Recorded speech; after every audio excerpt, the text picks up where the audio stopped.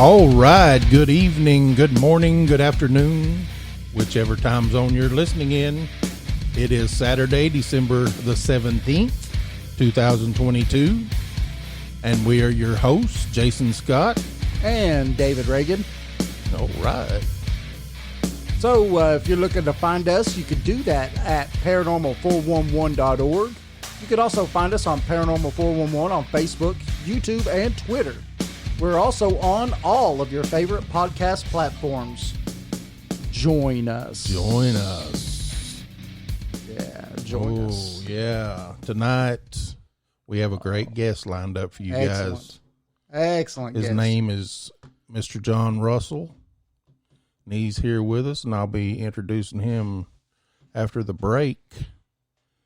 He's a real down-to-earth, great guy. Yeah. And I've not talked to him that much, just his messages and stuff. I've learned that. Yeah. His book, Express It. His YouTube expresses it. You can kind of get to know him a little bit on his YouTube channel. And I'll tell you, we're going to open up the phone lines at some point, too. So. Oh, yeah. Woo! But before we get into all that, we got to go to Tuned In with David Reagan. Oh, thank you, Jason. So, on our last show, we kind of went over some laws of attraction. So we're going to dive into this a little bit before each show. So you can also come to our Facebook page and read most of these because I do post them there. So come and join us on our Facebook page. So tonight we are going to talk a little bit about like attracts like. Now this law suggests that similar things are attracted to one another. It means that people tend to attract people who are similar to them, which I can agree with that, right? Yeah. But it also suggests that people's thoughts tend to attract similar results. So if you are a negative thinking person, it is believed that you will attract some negative experiences. And on the other side, positive thinking can also produce more desirable or positive experiences. I think that's pretty reasonable. Yeah. Now, we could also practice gratitude. So practicing gratitude has been shown to reduce stress, improve self-esteem, and foster resilience in difficult times and stuff.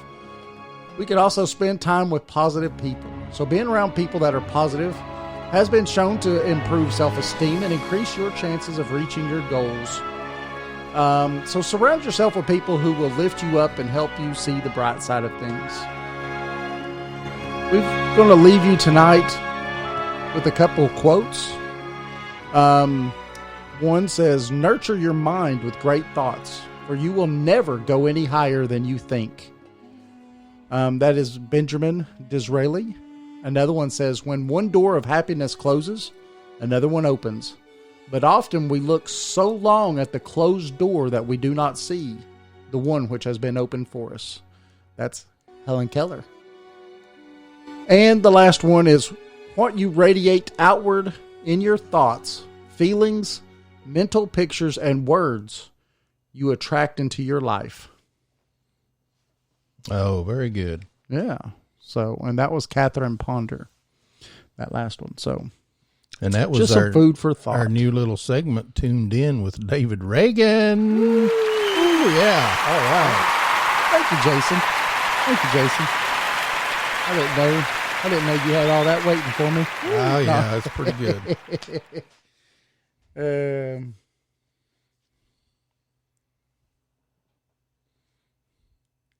So before we get started, we need to take a quick little break to get our few little sponsors in there and people we enjoy dealing with. And absolutely. Remember, we're your hosts, Jason and David, and you're listening to Paranormal 411, and we'll be right back. And our guest tonight. Is Mr. John Russell. Yes. It's going to be a great show. We'll be back right after this quick break. Oh, yeah. Hey, this is Eddie from Legends and Lord Pizzeria, and I listen to Paranormal 411. Love y'all and keep it squatchy. In a world on the edge of oblivion, go to paranormal411.org for all of your paranormal, extraterrestrial, and cryptid needs. This is Jeff Reagan of the band Catalyst. Visit Paranormal 411.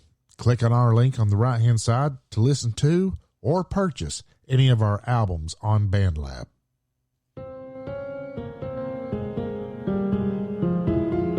Thanks for listening to the show. You can find us on Facebook and Twitter at Paranormal 411. Join us on the website at paranormal411.org. It's free to sign up and become a member. All of our upcoming shows are on the guest and events page. You can also listen to past shows on the website as well. And if you like the show and want to support us, you can do that by becoming a premium member for only $2 a month. Thanks for listening to Paranormal 411. Join us.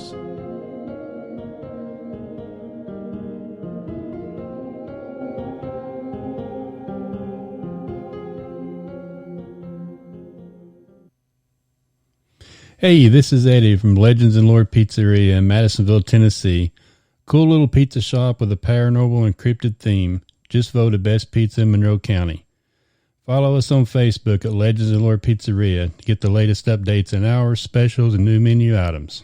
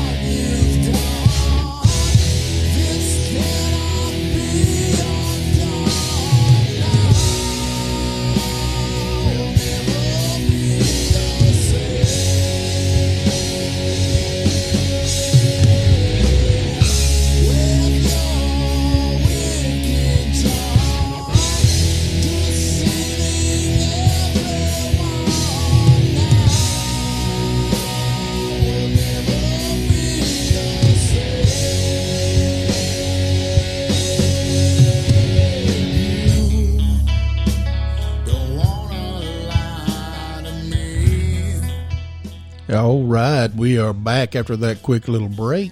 Awesome. Yes, I want to thank Jeff and Mike and everybody from Catalyst for allowing us to use their music. And you can definitely go check them out and purchase their music and everything on BandLabs. And yeah, we got Michael in the chat room. Yeah, what's up, Mike? And we also have a book out on Amazon. It's East Tennessee Hauntings and Lore. Definitely go check it out. Yeah, it's a little coffee table book. Nice little coffee table book. Me and David did about a few stories, personal stories and lore. Yes, absolutely. Some little East Tennessee stuff. But we know what you're here for. Oh, man. Mr. John Russell. Yeah, tonight we've got John Russell. And he has been a professional psychic for 50 years. Internationally known, he has provided psychic readings for clients in over 40 countries. Wow. And he still reads full time for a worldwide clientele. He's been a paranormal researcher and investigator since age 11 and has experienced over 1,000 paranormal manifestations. In addition to UFOs, this is everything we love here. I know, right? It's what we're all about. He's also, John filmed a TV pilot, and this is very interesting to me. This is what I want him to talk about in length if he can. As much as he can, yes. For the History Channel, in which he physically explored the assassination of President Abraham Lincoln. So we want to talk to him about that. That's going to be awesome. And for 18 years, he's been a popular featured guest, heard worldwide, and over 70 different radio shows and podcasts. And now we can add Paranormal 411 to it. Woo! In the period of a year and a half, he was interviewed over 100 times. Wow. I like that. He's dedicated. That's insane. That's a lot. And his, including appearances on Coast to Coast with George Norrie. I think he's got 7 appearances to date, and he's going to be on. Yeah, looking for one more next week, I think. So he's been on The Unexplained with Howard Hughes, UK Fate Magazine Radio with Kat Hobson, Beyond Reality, Paranormal with J.V. Johnson, Darkness Radio with Dave Schrader. I do know Dave. Yeah, Dave Schrader's awesome. Quite a few more podcasts. I could go on and on. We're just going to go ahead and bring him on. Yeah, you could do this all night. Oh, and he's an author, published, award-winning author. Yes, he has 2 books out and one coming out, right? Yeah, I think so. Got one coming out later this year, early. 2. One is Riding with Ghosts, Angels and the Spirits of the Dead, and the other one's A Knock in the Attic. Knock in the Attic. That's a good one. How you doing, Mr. John Russell? How you doing? Hey, guys. Jason and Dave, it's great to be here, man. I appreciate y'all having me. Yes, sir. Thank you for. We're gonna have some fun tonight. Yes, sir. I love it.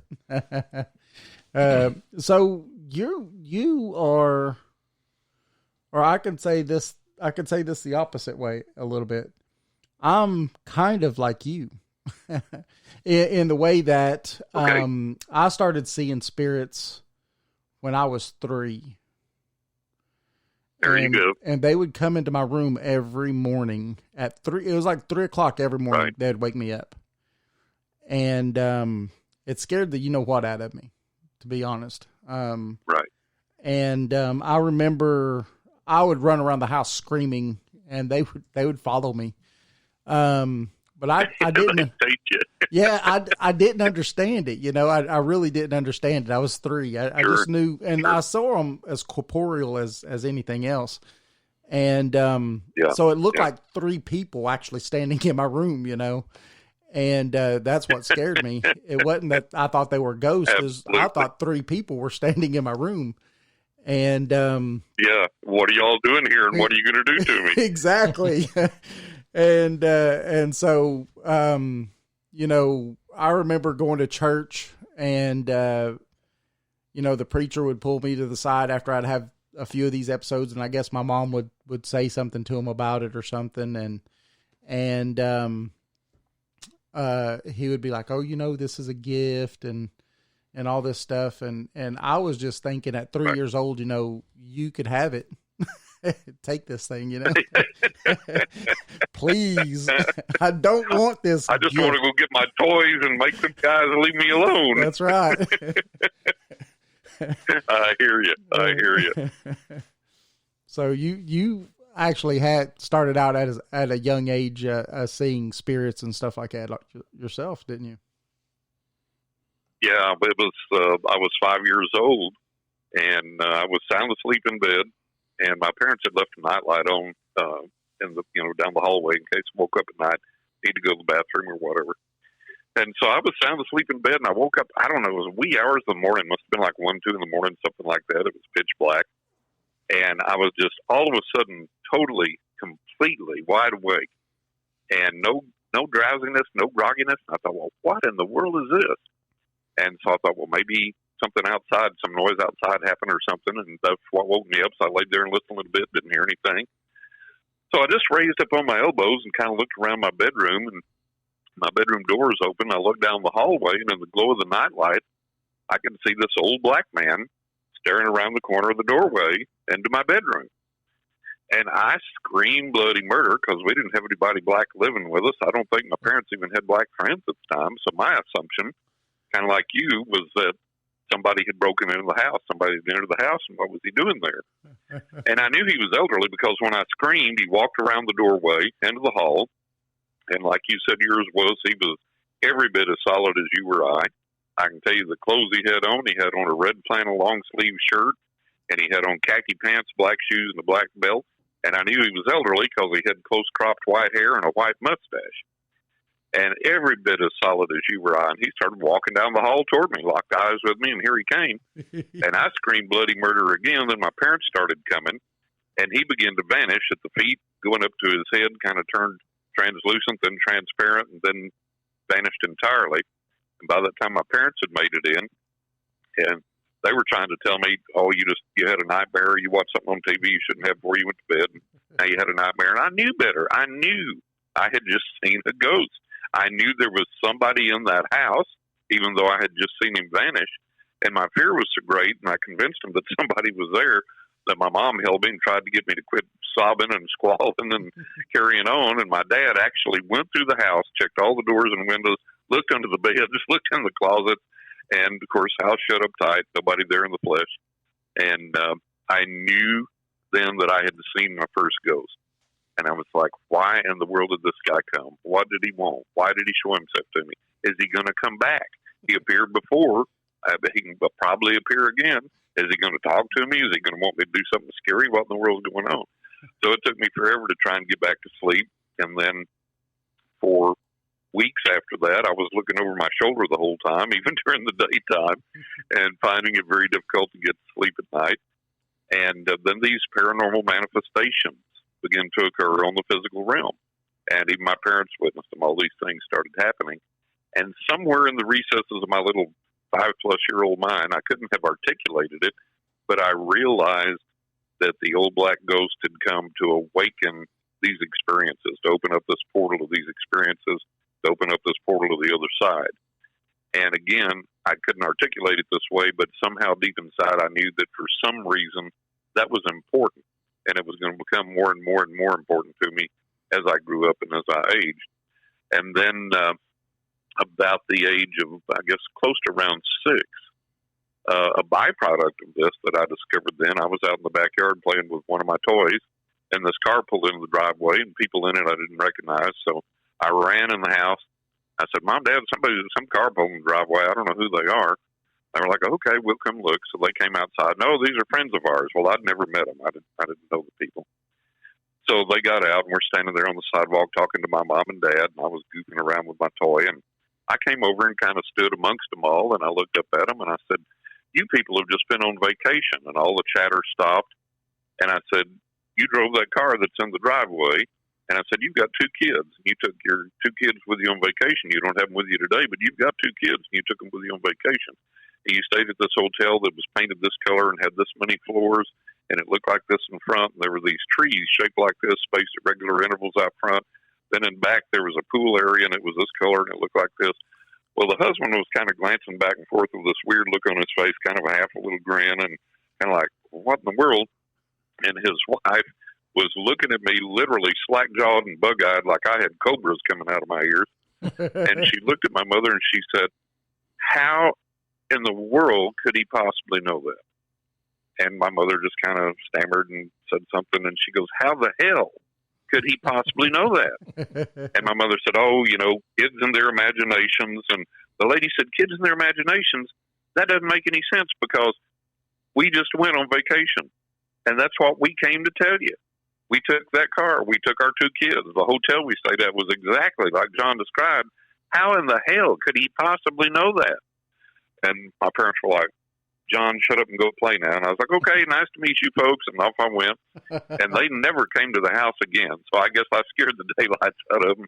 And they never showed up again. So that's when I discovered that I could see into people's lives, that I could tell where they had been, their thoughts, their emotions. And then that expanded to being able to accurately predict people's futures. And then the paranormal manifestations begin to occur on an even deeper and a more frequent level. And these were witnessed by my parents and by other people. And I began to put all of this together, and it was like, the old black gentleman came to open all this up for me. And somewhere down the road, this is going to be really important. Right now, it's just kind of fun scaring the adults to death. But then it dawned on me that at some point this was going to be helpful to me and to other people. And so around the age of 11, I was always an avid reader, and I began to read everything I could get my hands on in the realm of the psychic, the paranormal, psychology, parapsychology, religion, spirituality, any and everything that I could find, because I wanted to make sense out of this. I wanted to find out what worked and what didn't, what was real and what wasn't, what you could rely on and what you couldn't. And I had already at that tender young age learned that there were too many fakes, frauds, and phonies in the spiritual realm, in the church, everywhere else. And so that set my teeth on edge, and I was like, somewhere down the road here, I'm going to make sense out of this and find out what works and what doesn't. And I'm going to find out what I have to do to enhance this gift, study this gift, and get as good as I possibly can with it. And so that became my mission. And I started reading for friends and family about 15, 16, somewhere around in there. And then at the age of 18, I began to read professionally. And now, like you said in the intro, I'm 50 years later, I'm still doing it and read for clients in over 40 countries around the world, which boggles my mind. And it's been an amazing, wonderful journey with just tons of phenomenal experiences along the way. Wow. That's just fantastic. And in your book, you kind of open up with the in the Writing with Ghosts, where you talk about a pilot that you started to do. Now, can you talk too much about that? Yeah, we had I've been a biker since I was about 15, and on this current bike, I have almost 114,000 miles. So serious rider my entire life. Wow! And while I was out riding, we had shot a pilot for the History Channel, which unfortunately didn't air. And I became friends with my producer, and we continued to work on ideas for TV projects or possible movie projects or whatever. And so one of the things he suggested was, hey, while we're approaching TV producers and movie producers, he said, write a little blog with some of these experiences that you've had, and just little short snippets of things, just things that we can use as an example. And, we can point a producer to the blog and he can read that. These are the types of things that John has experienced and done, and so on and so forth. So I said, okay. So I began to put just a little short amount of things in there that I'd experienced out of the way over 1,000 that I've had in my lifetime. And so while I was riding my motorcycle, like I said, I've been riding since about 15, and all of a sudden this plethora of paranormal experiences, paranormal manifestations began to occur, either centered around or during my motorcycle rides. And I thought, well, this is really unusual. So I included some of those. And by the time all was said and done, I said, I've got to take these things and expand those stories to the full story of everything that happened and put all the detail in there. And then what that taught me, what I learned from it, and include all of that and center it mostly around my motorcycle rides, although there's a few detours, a few flashbacks in there. And I said, that's kind of got to be the legacy that I leave as a psychic and as a motorcycle rider. And so I did that, and that was Writing with Ghost Angels and the Spirits of the Dead. And then after that, I had kind of been tinkering around with the idea of a semi-autobiographical type thing for a number of years. And then that all fell into place with A Knock in the Attic, which is my second book. And that goes back to my childhood and to that experience. And then how it was to grow up psychic, my family, my friends, what the emotions I dealt with, how people viewed me, growing up inside the church, growing up and developing these gifts, and goes on into my adulthood up to the point where we moved down here to Florida. And that's when Writing with Ghosts began. So it's actually kind of a prequel to Writing with Ghosts. And in each book, there is a ton of stories that are just going to blow your hair back. You'll enjoy reading, I guarantee. Yeah, I've enjoyed the ones I've read. Yeah. Thank you. I appreciate it. So what awards did your books win? I know. Oh man, let's see. I've been real privileged with that. Writing with Ghosts won a silver award for the Nonfiction Authors Association. It won a 5-star review from Reader's Favorite. But the best thing is, in an international competition, it won a bronze medal in that. So really thrilled about that. Plus, it was long listed for the Santa Fe Writers Project Literary Awards, and just being long listed was a pretty big accomplishment. And then my second book, A Knock in the Attic, it was a quarterfinalist in the book prize literary competition, which is Publishers Weekly Book Life. Does that, and then it won a gold award in the Nonfiction Authors Association, won a Reader's Favorite 5-star, won a Best Indie Top 100 Indie Book in a national competition there, and then just won in an international competition. I've just won this month. I swept the metaphysical category and won the top spot in that. It won first place in that. Wow! So that was pretty exciting. Yeah, that was pretty exciting, and a nice little award trophy and everything comes with that. So it's been really thrilling, really an honor to get those awards for the book. I know there's some great stories in them. The few that I appreciate it. I appreciate it. I've got a lot of good feedback, and then I've got a third book in the works. If I ever get the darn thing done, I was hoping to have it out by the end of the year, but it's going to be early part of next year now. And this one is 20 Ways to Increase Your Psychic Abilities. And I take you by the hand. You don't have to know anything at all about any technique. Each chapter will have one technique. It defines it, tells you what it is, tells you how to learn it, how to practice it, get good at it, and then the real-world application of it. So I talk about psychometry. I talk about healing. I talk about lucky charms. I talk about attracting the right mate, all kinds of things. And so each individual chapter will have that one particular subject and lead you step by step as to how to do it, how to learn it. And I've given the manuscript to a few trusted readers, friends that I knew would be really honest with me about it. They said, one of them said, I think this is going to set the standard for all time for this type of book. So I'm pretty excited about that, get that finished and get that out there. Wow, that's awesome.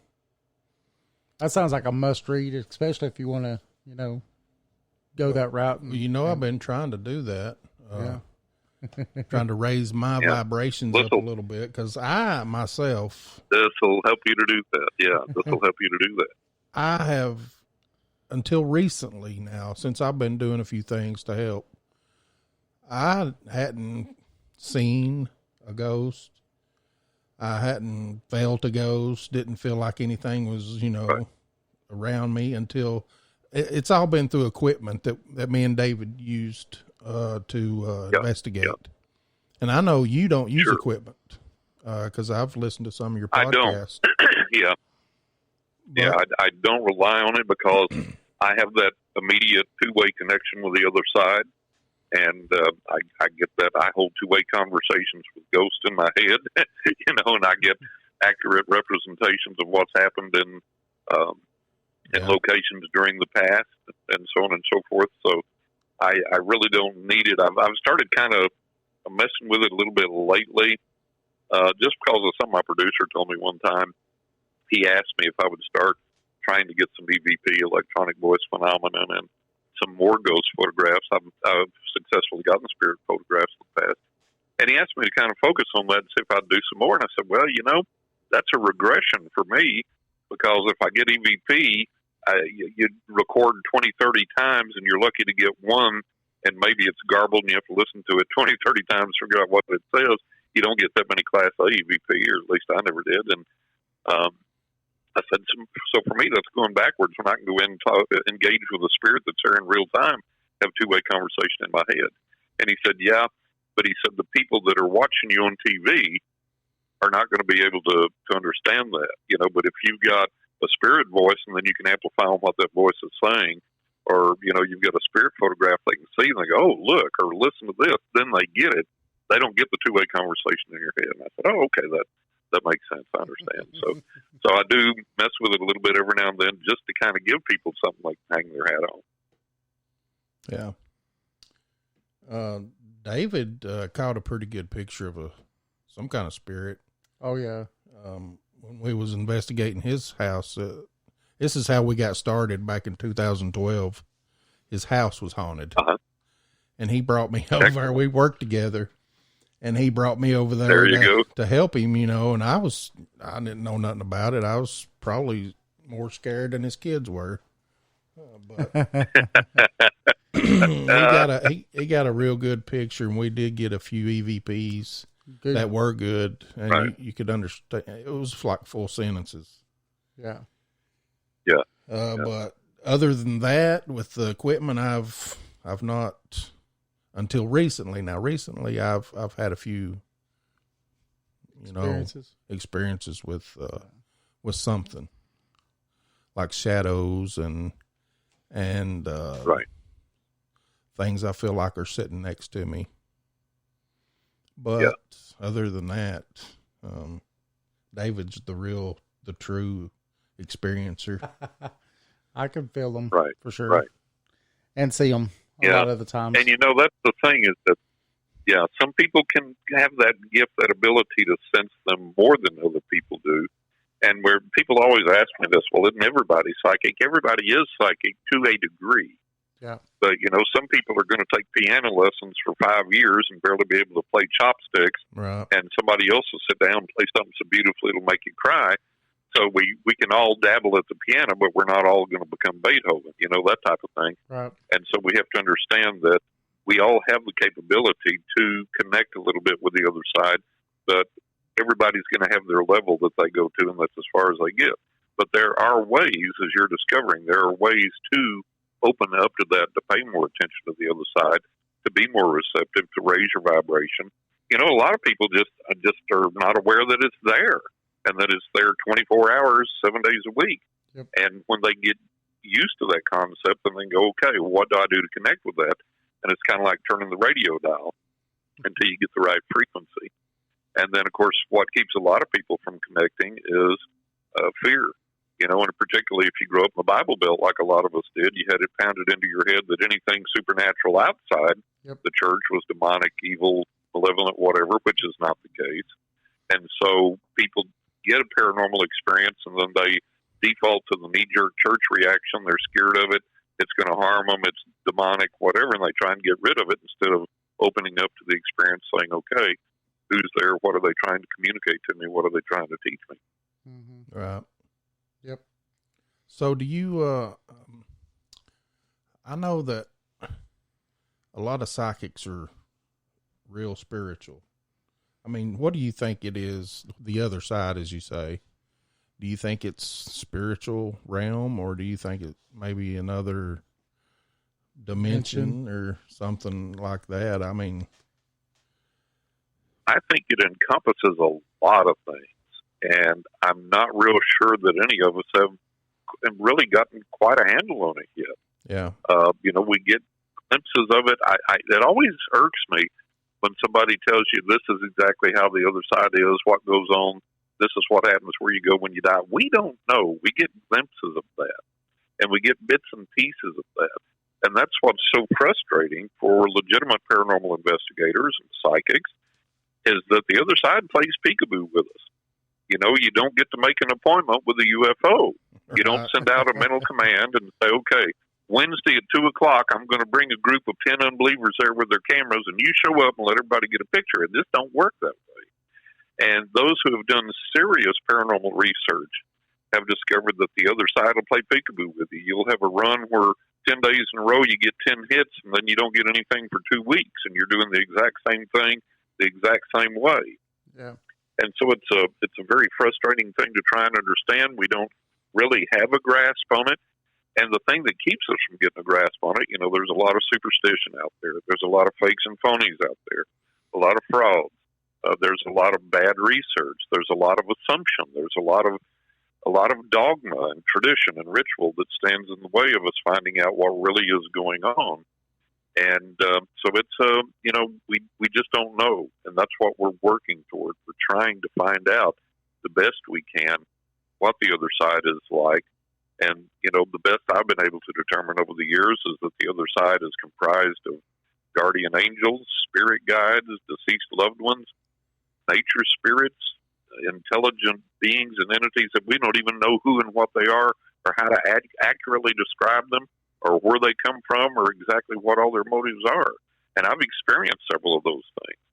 So that's enlightened me to that fact, but I'm not able to write a book and say, okay, here they are, A, B, C, D, like that. It's an amazing and complex, convoluted, and very mystical realm. And, we're working hard on learning. And again, one of the things that hampers us is the phonies and the superstitions and the things that stand in the way of serious research and impede serious research. And even today, I know a very, very, very prominent scientist, and he does some investigation of the field. And I asked him to endorse my books, and he said, "Well, I've read them, I agree with them, I love them, I like them, but I can't put myself out there like that as a scientist and endorse them because my fellow scientists will tear me to shreds if I do." And so that's the difficulty that we run into, is that science still has this antagonism toward the psychic realm and toward the paranormal realm. And then psychics and people in the paranormal realm are put off by the unrealistic expectations of science. Randy had his $1 million prize, which nobody ever won. And Randy had the most unrealistic expectations that nobody could fulfill. Nobody could ever win that prize. It just wasn't going to happen. And one of the things that, to digress here a little bit about Randy, I saw a special he made, and he had a reference to some of the people that had applied for the prize. And this one guy, he did the psychometry, I believe it was. And so Randy said, "Well, I have this object that this friend of mine gave me that I'm remembering the story the best that I can, but the gist of it will be accurate." And he said, "I'm going to give it to this guy, and this guy is going to, tell me he can handle it and tell me all about it and all this." So he gives it to the psychic, and the psychic begins to tell him where it came from and who gave it to him, as a friend gave it to him, all this. And so, man, Randy's sitting there. Now, this is Randy speaking, and by Randy's own admission, this guy is batting 1,000. Everything he's telling Randy is correct. And then the guy says something to the effect of, "Your friend, there's something unusual about his neck, around his neck." He said, he didn't say it was a clerical collar. He said, "It reminds me of like a clerical collar," or something like that around the neck. Well, Randy said, okay, the guy said clerical collar, which he didn't. He said, "It reminds me of a clerical collar. It's something like a clerical collar." And Randy said, "Nope, that's wrong.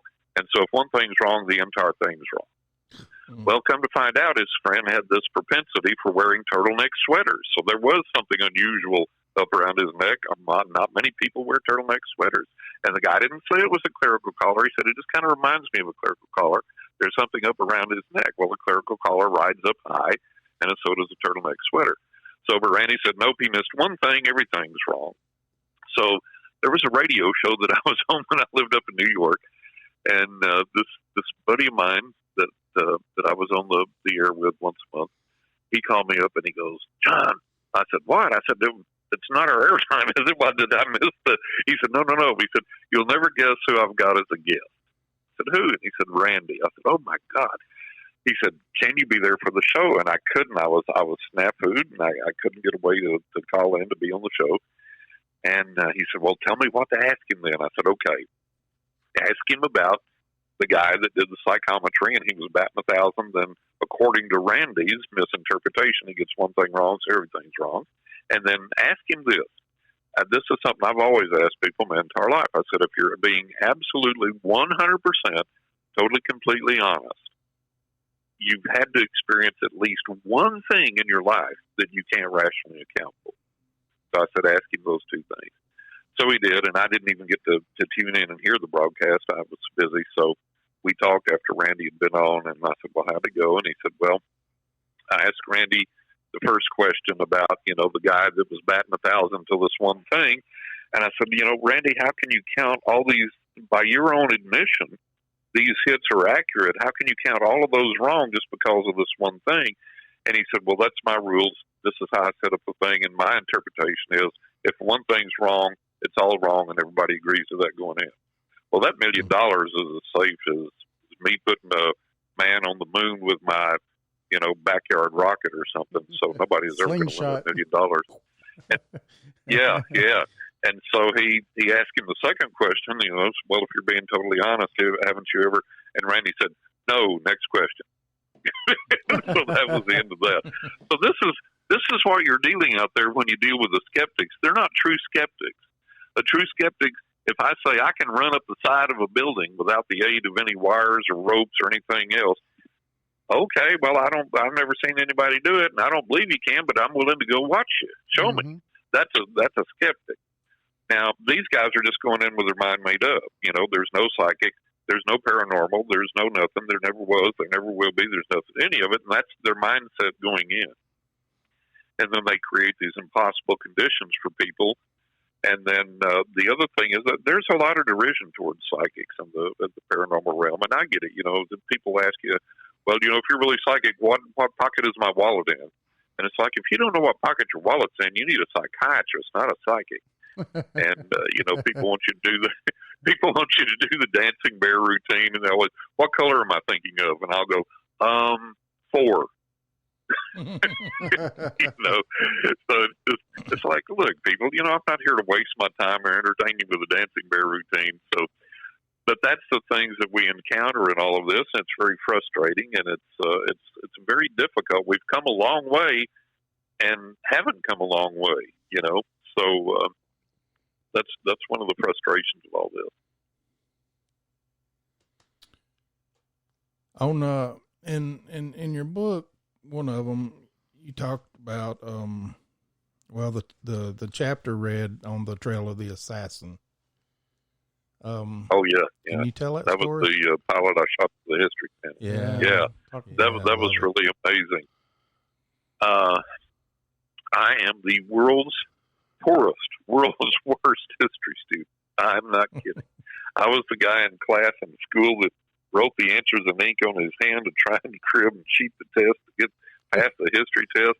I hated history, didn't like history, didn't want to study history, couldn't remember any history. It just, to me, was the most useless thing on the entire planet.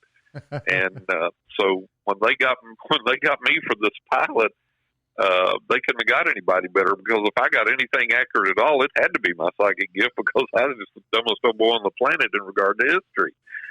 So the way this came about was the History Channel, in conjunction with Atlas Media in New York City, and I was living up in New York at the time. They had gotten together to produce this program called Psychic History, and that was exactly what it was we would go to famous historical events, and then I'd give psychic input on what happened there, and so on and so forth. So that was the premise, and that was the title of the series. So I got an email out of the blue from Atlas Media, and wanted me to send them an audition tape for this thing. So I asked them, well, what do you need? And they said, well, this something real simple. You got a home camera, just take something and have your wife shoot it, and blah blah blah. So I was okay. So where we lived at the time, we had this tremendous haunted attic, and I said, well, let's go up there in the attic and go shoot it there. That seemed like a logical thing to do. So okay, so my wife and I get up there in the attic, and she said, well, how do you start? And I said, I don't know. I guess I'll introduce myself. So she starts filming, and I go, I'm Psychic John Russell, and we would both just crack up. It took us I don't know how many takes to get through that. So we finally got through it, sent the audition tape into Atlas. So they liked what they saw enough to send the film crew out and to do a screen test. So we went, and that's when I met my producer, Jim Mullen, and we went and shot the screen test, and made believers out of everybody, because I was getting things at these historic locations that I wouldn't have had any normal way of knowing, and got some things that they had to look up in the history books and verify, and sure enough, it was accurate. And then I would tell the people in the crew things about their lives and what was going on that I would have no way of knowing. So that made them a believer. So that all went back to Atlas, the History Channel, and they green-lighted it, and we went to shoot the series. shoot the pilot for the series, and the initial one was On the Trail of the Assassin, which was on the trail of John Wilkes Booth, and the assassination of Abraham Lincoln. Well, I knew that Booth had shot Lincoln, okay, and at Ford's Theater, and that's all I knew. That was the extent of my history. So we get there, and it was really, really a marvelous thing, because we had carte blanche to go into these historic locations like Ford's Theater and the Surratt House and all these other places, and the Mudd home, with no other tourists there. They had cleared everything in advance where we would go in, the docents would open up the place, lock the doors so the public couldn't come in, keep everybody away from us, and I had the run of the place to go where Spirit directed me and examine everything to get all the impressions I wanted, and the film crew followed me, and that's it. That was all that was there, was me and the film crew. And to stand in these historic locations and to get these energies and these vibrations and to see these things and feel these things and see these ghosts from the past, see these impressions that were left from the events that occurred there, was one of the most blessed, mind-blowing, just what a privilege to be able to do that. It was just incredible. So the first place we went was Ford's Theater, and a little aside, it was really funny. The camera crew was behind me, and I was walking up the steps to open the door, and they were filming, and I got about halfway up the steps, and I stopped, and I turned around and looked at them and said, "The door's locked." And they said, "Oh, no, they know we're coming. We've all set this up. I mean, this is Atlas Media. This is the History Channel. Like, they're aware of this. They know we're coming." And I said, "The door is locked." I went up there, finished climbing the steps, grabbed the door, tried to pull it open. It was locked, because psychically I knew it was locked. And to me, it was immensely funny. And they were like, "This guy knows this." So they got up there and called inside and said, "Hey, we're here. The door's supposed to be unlocked." So they unlocked the door and let us in. So I got in there and was just overwhelmed with the amazing energy that's there. And one of the things that I learned from that is that in a historic location where something especially of that import has occurred, you can scrub it clean, you can paint it, you can whitewash it, you can replace the furniture, you can replace the rugs on the floor. It don't matter what you do, that energy remains. That record of what happens there remains. And it's readily available to read in the atmosphere and to experience and to get those emotions and everything. So that was one of the great things that I learned being there. And so I saw several things about what went on. And, of course, they were, filming all of that. And then we went down to the, like a little museum underneath where they have apparently some authentic items and some replications of things. One of the things they had was the door to the presidential box. And they had a placard by it, and it said, Booth drilled this hole in the door so that he could look in and see when to burst in and shoot Lincoln. And I looked at that, and I said, "No, that's not right." I said, "Booth didn't drill that hole." I said, "Booth had somebody in the theater that wouldn't arouse suspicion by being there to drill that hole, like a worker in the museum or something, but Booth didn't drill that hole." And so when we got through shooting the pilot, they had access to a ton of material and researchers and everything else. And sure enough, in their research, they found out that Booth did not drill the hole, that it was drilled by a worker in the museum, just as I had said. And so it was really fascinating to be able to discern those things and find those things out and then have them validated as we went on throughout this. And there were big things, and then there were little things, like we went across to the, I can't think of the name of the house across the street right now, but that's where they took Lincoln after he was shot. And he laid there all night and then expired early the next morning. And one of the things that came to me was I said, Mrs. Lincoln was in here just screeching like a banshee in her grief. And I said, she wasn't just, "Oh, Lord," sobbing, and then chilling out. I said, she was screeching, just screaming, and like nearly all night long. And they looked up through history and found out that was indeed the case, that she was inconsolable, that she would just wail and scream loudly at the top of her lungs and then most of the night. So there were all kinds of things like that came about. And, dealing with those emotions, the emotional impact of all that was just incredible. And the reason that the episode was titled On the Trail of the Assassin was we were on the trail of John Wilkes Booth. We went where he went when he had shot Lincoln and then escaped into the countryside. And the question that they kept bringing to me over and over again, was he ever repentant? Was he ever sorry for what he did? And he wasn't. I perceived that up until the end, he was like, by God, I did the right thing here. I did a good thing here. And so he was never repentant for the act of killing Lincoln. And we went to the Mudd house where Dr. Mudd, Samuel Mudd was, and, investigated there. And that turned out to be one of the wildest things. And I write about that in the book as well. We may have been, not sure that we were, but we may have been one of the very first to use a FLIR camera, forward-looking infrared radiation, in paranormal investigation. And a FLIR camera captures cold as black and heat as white when it's in that setting. Yeah. And so we had a FLIR camera, and then we had regular camera, and so on and so forth. So when we were in the Mudd house, two amazing things happened. We were upstairs, and we heard this loud snap, like a maybe you take a branch an inch or so thick and snap it in half. We heard a snap that loud from inside the house coming from downstairs. I said, "There's our ghost." So we all go running downstairs, and I was standing in like a dining area there, and they had the regular camera on me and the FLIR camera on me, and I said, "I believe this is the ghost of Ms. Mudd," and I said, "Not a replay in the atmosphere. I believe this is her come back to give like an input or whatever." And I said, "Ms. Mudd, are you there?" And I said, "Yeah, it's her." And I said, "She's over here to my right." And I said, "She's coming toward me. I can feel her energy." I said, "She's walking through me. She's passing through me right now and coming out the other side." And as I said that, on the FLIR camera, you could see these black footsteps on the floor, which indicated cold. And they were in period era women's shoes. And they were walking across the floor and walked through me as I said that. Wow. And we caught that on the FLIR camera. We caught that on film. So that was pretty amazing.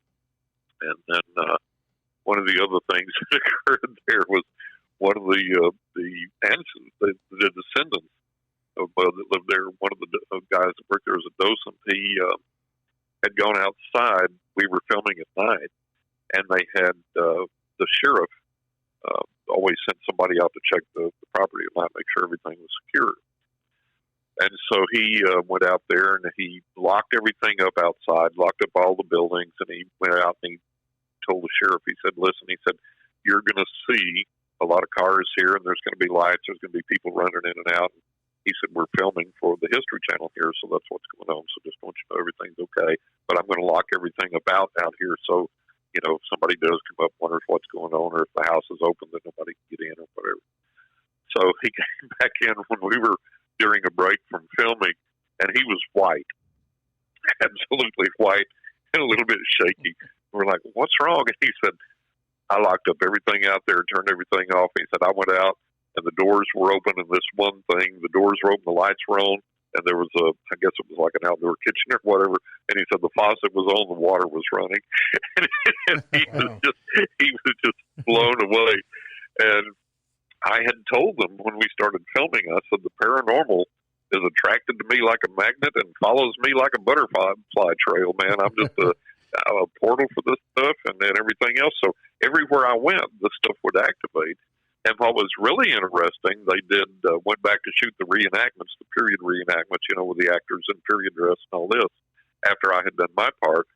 And my producer told me that when the film crews went back to these places where I had been, that objects would move on their own by themselves. The entire film crew would see it sometimes. Things would move like 4 or 5 inches by themselves, all this kind of stuff. So not only did I receive stuff there, I activated stuff there that continued to remain active for, weeks after I was gone. So we wound up on this median strip that was between these two highways out in the Tules. And I was like, "What in the world are we doing out here?" And at one time, that had been a working farm, and that was the farm that Booth had ran to, and where he was shot and and died and died on the spot there. And I psychically figured that out after I was there. I was like, why in the world are we out here on this, divided highway? And these trucks are roaring by and cars are going by 90 miles an hour. And I'm like, what's the significance of this? And then I got this picture of like the cavalry all coming up on horses, mounted horseback, and then stopping and creeping up. And I said, oh, okay, this is it. Booth was here, and they're coming to get him. And I said, then this is where he died, where he met his demise. And so it was just one of the most incredible, most fascinating experiences. But, it was such an honor to be able to do that, to be able to stand in those places. But I think the greatest thing for me was the validation of my psychic gift, that I was able to interpret things, get things that, history said occurred one way, and my gift said, no, it didn't. And then to find out, sure enough, the psychic interpretation that I was given, vision I was given, was correct. So that was a really awesome thing. And unfortunately, never went to air. And I wish it had. I think it would have set the standard for all the shows to come. But que sera, sera. But anyways, that was the highlights of that. Yeah, that would have been a great show to watch. Yeah, I would have probably watched it 20 or 30 times. Yeah, for sure. Yeah. It was. I got to see the fine cut of the pilot that would have gone to air, and it was really, really, really amazing. They did a really fantastic job with it. It was really respectful to me and my gift, and to the entire genre, the whole scenario that we were investigating. It was really, really super well done, and just broke my heart that it never went to air. Wow. Do you know why? I mean, why it never went? Why something? I don't know. I have my theories, and then come to find out since then, I've talked to a lot of people in the industry, including my producer, who said, even with famous stars, they'll start to shoot a new series and have 4 or 5 episodes in the can, and the network will come along and say, no, we're not going, we're canceling. So it does happen, and then there were some odd circumstances around this that I think may have ruffled somebody's feathers. They said, we're getting an army of lawyers if you put this thing on the air. I don't know that, but I have some of my suspicions that way. That would make sense. Yeah. I could see how people would do that, even though, if it's true history, you would think that they would want that better than the alternative. I guess we live with that all the time anyway. Right. We live with. But of course, there was a lot of there was a lot of the descendants and a lot of the families still in the area, and a lot of it was a real touchy subject for them, and so I think that may have entered into it. I don't know for sure, but I have my suspicions. That's terrible. Guess what time it is? It's break time. Break time. Break time. Look at that. We're gonna take a quick break. John, we'll be back here in just a little bit, okay? All right, sounds good. I'll be here. Thanks. All right. We're talking with John Russell. 2 of his books that he's got out right now are Writing with Ghosts, Angels, and Spirits of the Dead. Awesome book. I am reading that one. And A Knock in the Attic, which is also an awesome book. Definitely, we're going to get him to tell us exactly where all to get these. I'd say Amazon is definitely one of them. We are live on Spreaker, Podbean, and you can come to our website at paranormal411.org. Right, Jason? Oh, yeah. While you're there, go ahead and sign up, become a member. We are in the Paranormal 411 live show and chat room if you want to come chat with us there. And we want to thank everybody that's in the chat rooms right now. And this next hour, and we'll have to ask John what he wants to do exactly. But we have our call-in line ready. It is 978-547-7575. I'll say that again. It's 978-547-7575. And we've also got those posted up into the chat rooms, right, Jason? Yes. So everybody knows. So remember, We also have a book out. It's East Tennessee Hauntings and Lore. Check it out. And your hosts are Jason Scott, David Reagan. You're listening to Paranormal 411. Our great guest tonight is John Russell. We'll be back after this short break. This is Jeff Reagan of the band Catalyst. Visit Paranormal 411. Click on our link on the right-hand side to listen to or purchase any of our albums on BandLab. Hey, this is Eddie from Legends and Lore Pizzeria in Madisonville, Tennessee. Cool little pizza shop with a paranormal and cryptid theme. Just voted best pizza in Monroe County. Follow us on Facebook at Legends and Lore Pizzeria to get the latest updates on hours, specials, and new menu items.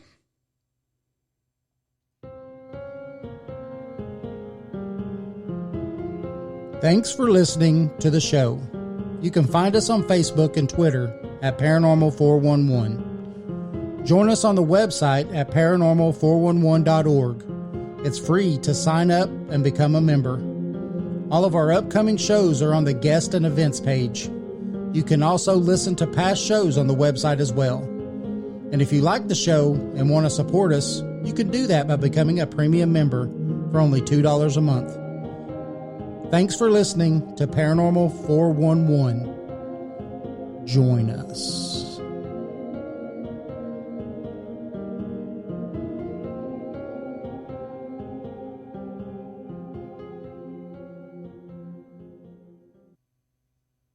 In a world on the edge of oblivion, go to paranormal411.org for all of your paranormal, extraterrestrial, and cryptid needs.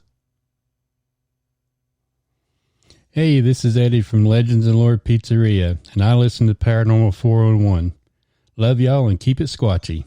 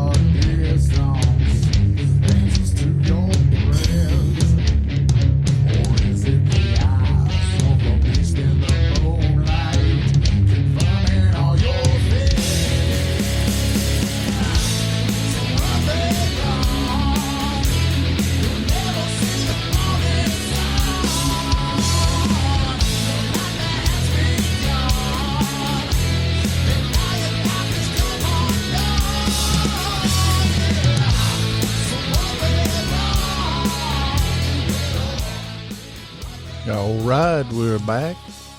Thought we'd let you hear some of that good Catalyst music for a little bit. Yeah, thanks, Catalyst, for allowing us to play their music. Oh, yeah. Awesome. Remember, we are live on Spreaker and on Podbean. We also are live on the website. Right, Jason? Oh, yeah. And that's Paranormal 411. You could also find us on Facebook, YouTube, and Twitter. Tweener. On Tweener at Paranormal 411. And we're also on all of your favorite podcast platforms. So please join us. Yeah, this show will be going up into podcast. We're live right now. Yes. Yep, we will podcast after the show. It will be put up. And that will also be on our website, too, besides all your podcast platforms. So we are talking with John Russell and talking about his life, his two books. One is Writing with Ghosts, Angels, and the Spirits of the Dead. And the other one's A Knock in the Attic, which are awesome. We will be taking calls here in a minute. And we're going to bring John back on. Hey, John. Hey, enjoying this. We're having a good time, guys. Yes, sir. Thank Yes. you very much. We definitely couldn't do this without you. And thank you for... Man, it's my honor to be here. I appreciate it. So I know you said that you take a few calls and you wanted to keep it like within a minute or so. What if they do call in, what do they need to do? Just ask you just a question or? Yeah, just one quick question, something of importance that they need some input on. And obviously it's going to be a Band-Aid reading. We're not solving the world's problems here at this time. We're just kind of giving somebody some direction. If they need a longer reading, they can go to my website, johnrussell.net, and they can schedule a longer reading there. It's going to be a while now because I'm booked a ways out, but clients tell me it's worth the wait. So if they need a longer reading, they can certainly schedule one. And like I say, right now, this is just kind of Band-Aid therapy. We're just going to give them a general direction to go in. Prefer people don't ask about this deceased loved ones because sometimes it takes me a while to tune in on that. Sometimes people come to me right away. Sometimes it takes me a while. So, questions about, romance, job, career, all the typical things. Any of those things are fair game. And just a quick question, just one question, and then I'll answer that in a minute or less, and we'll go on from there. Awesome. Okay. So everybody, I hope you heard that. And so when you give us a call in, then we'll take that call. So lines are open. So again, the number is 978. And also, if anybody has any general question about the paranormal or about things they've experienced or whatever that they need some input or interpretation on or whatever, we can also deal with those. Awesome. Yeah, that's awesome. Yeah, I have a coworker that I guess when I get off next week for Christmas break from work, I'm going to try to snatch Jason up to go over there to his house, but he's having a lot of stuff go on. He can't even watch a scary movie without completely freaking out. Like he just can't even watch that kind of stuff, and he's starting to see shadow people. Plus the dark. Yeah, he has a medicine cabinet that you really have to even kind of tug on to open it up, and it will just open up in front of him. By itself, yeah. Yeah, by itself. Yeah. And now, the thing about places about dealing with things like that is, obviously the other side is wanting to communicate and wanting to get through. Mm-hmm. And what you need to do is find out, if you can, who is trying to communicate, what they're trying to communicate, because obviously they're doing things to get his attention. They want him to know that they're there. And so then the next step is, okay, who is here? What are you trying to communicate? What are you trying to get through? What does he need to know from you? And I'll tell you, in my experience, I have never known any cleansing, portal closing, quote unquote exorcism or anything else to be successful. Most of the time, that type of activity will make things worse if it does anything at all. So the best thing to do, even if somebody's afraid of something, you try and put them at ease. You try and get them to understand this is not something that's there to harm you. It's not something that's going to harm you.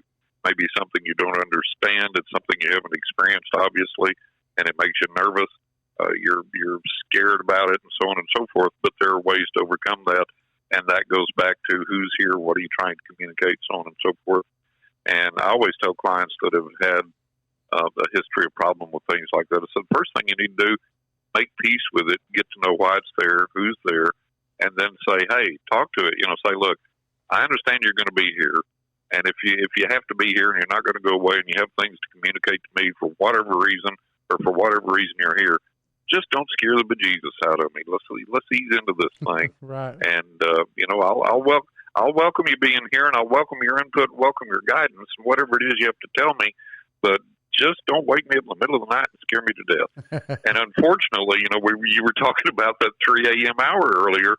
That seems to be that magic 3 a.m. hour. And it doesn't matter what time zone you're in, 3 a.m., that seems to be the time that the veil thins and that spirits from the other side find it easier to communicate with us. And so a lot of people wake up then, can't go back to sleep, or they have experiences then, they hear noises, they see visions, they see ghosts, they see people or whatever. So that's a pretty common thing, and it seems to have to do with the thinning of the veil at that time of the morning. Yeah, that's kind of what I was thinking too. You've heard it across time, and everywhere is that special veil, thinning of the veil time where it's easier for them to contact you and everything and to manifest. Yeah. And I'll tell you, they did it the whole time for me growing up. It was really funny though, because you mentioned, 5, it started happening at 3. By the time I was 5, it didn't scare me no more. I actually, one morning was running from them and I turned and I was like, I'm not afraid of you anymore. And, there you go. And it stopped them popping into my room like they were. It didn't stop the hauntings or nothing like that was going on. That was a pretty haunted house that I lived in. But they didn't wake me up at 3 o'clock anymore, and scare me to death. Right. So I got my kind of begin to put a little barrier there. Yeah. Kind of begin to put a little barrier there between you and them. Yes. And I think that's one thing that people need to realize, just like you did. It's like, hey, I'm not scared of this anymore. And you got to get to that point where you say, okay, this is a normal part of the world we live in. Yes. It's not abnormal. It is normal. Yes. And so you have to find your own ways to make peace with it. And there are ways to do that. And one thing I have to tell people, and I really do want to stress this.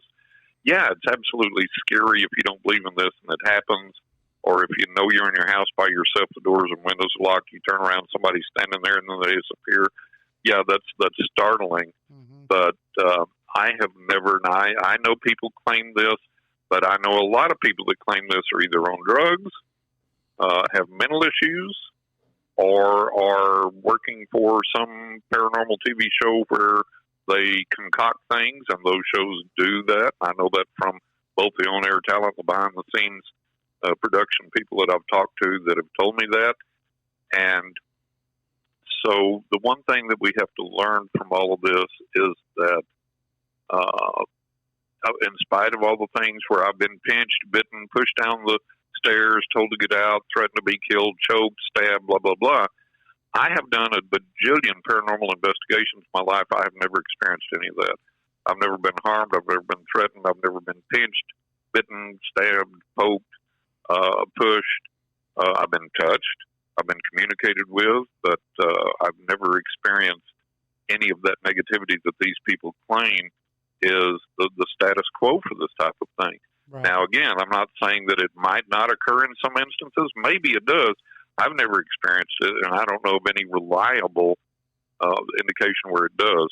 And, I've been on a lot of podcasts over the past year and a half. I've been interviewed over 100 times, and on a lot of the podcasts that I'm on that are on YouTube live, and the chat portion over there, you'll see people talking about the paranormal based on some horror movie they've seen, like The Exorcist or something, or some book they've read, or some superstition, and they will transliterate that into the paranormal as if that is status quo for the paranormal, and as if that is real, and as if that is normal.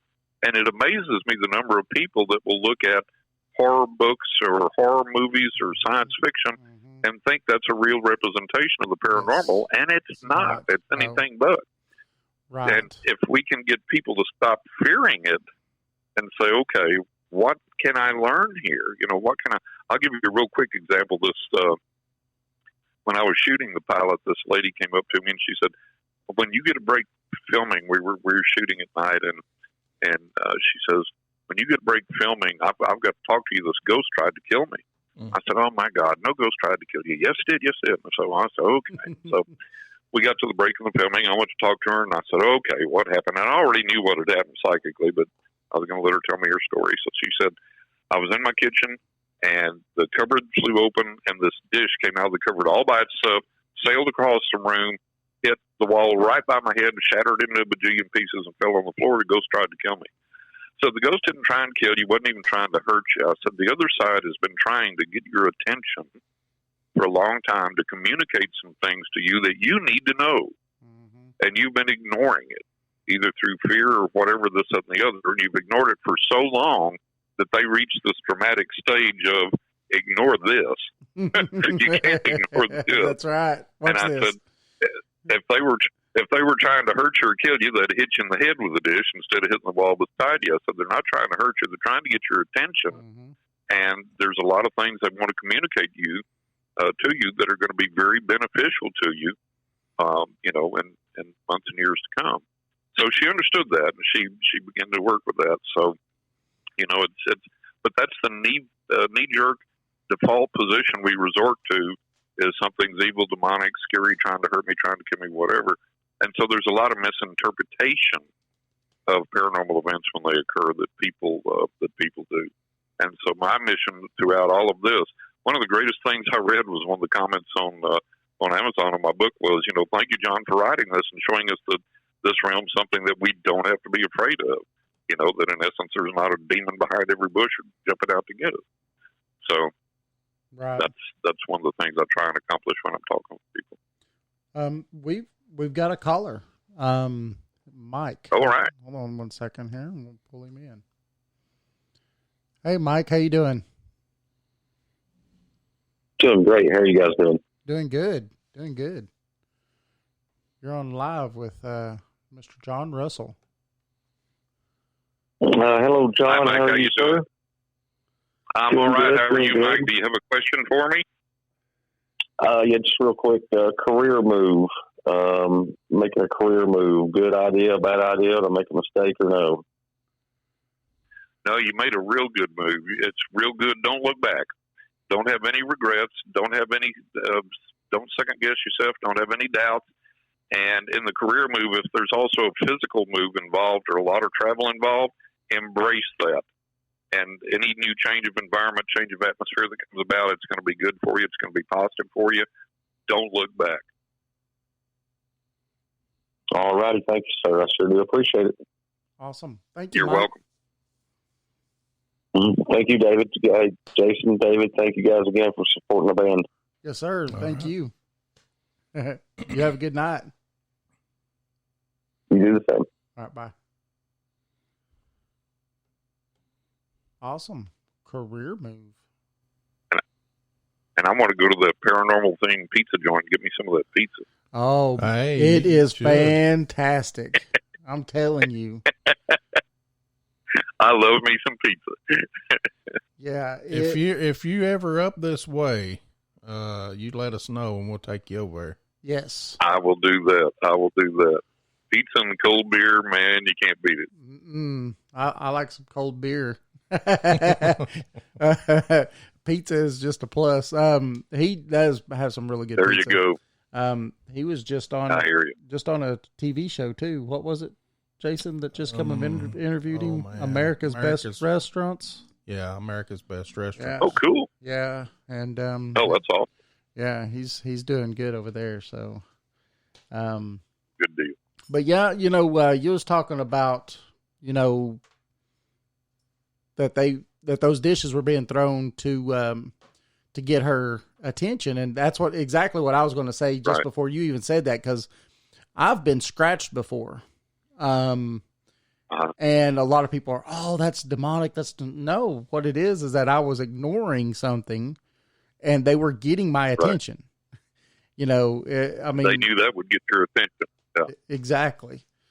And, and so with that, being said, I got the message and figured it out. And so Yep. I think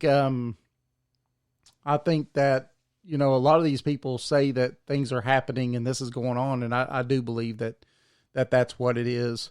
This guy that we're going over to his house, his coworker, I think that a lot of what's going on his is, I really think that it's not an intelligent haunting.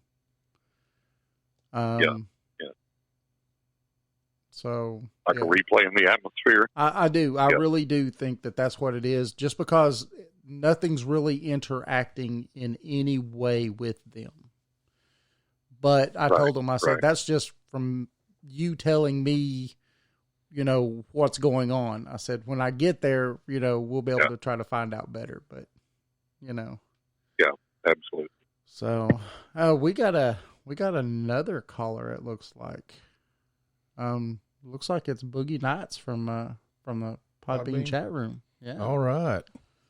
Yeah. So hold on 1 second here. We'll bring him on.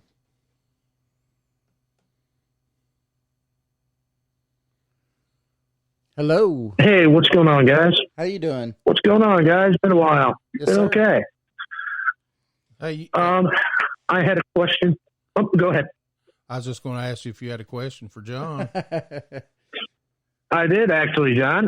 Nice to meet you. I've been on with Jason and David in the past, and we talked about sleep paralysis, and that happens to me on occasion. And then it seems to, after that happens, I do a little bit of sleepwalking, like within the next few days to come. And we've talked about that before. I wonder if maybe you could see any of that in the near future again for me, just so I can kind of mentally prepare for it.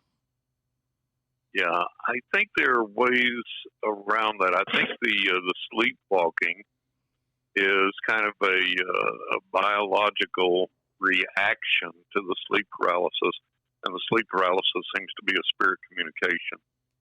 And so I think if you will communicate directly to these entities, either in your head or aloud, before you go to sleep, and say, okay, let's work out this communication to where it comes through more clearly to me, to where you can express yourself more clearly to me, and I don't have to experience the sleep paralysis and then the subsequent sleepwalking, the biological response to that.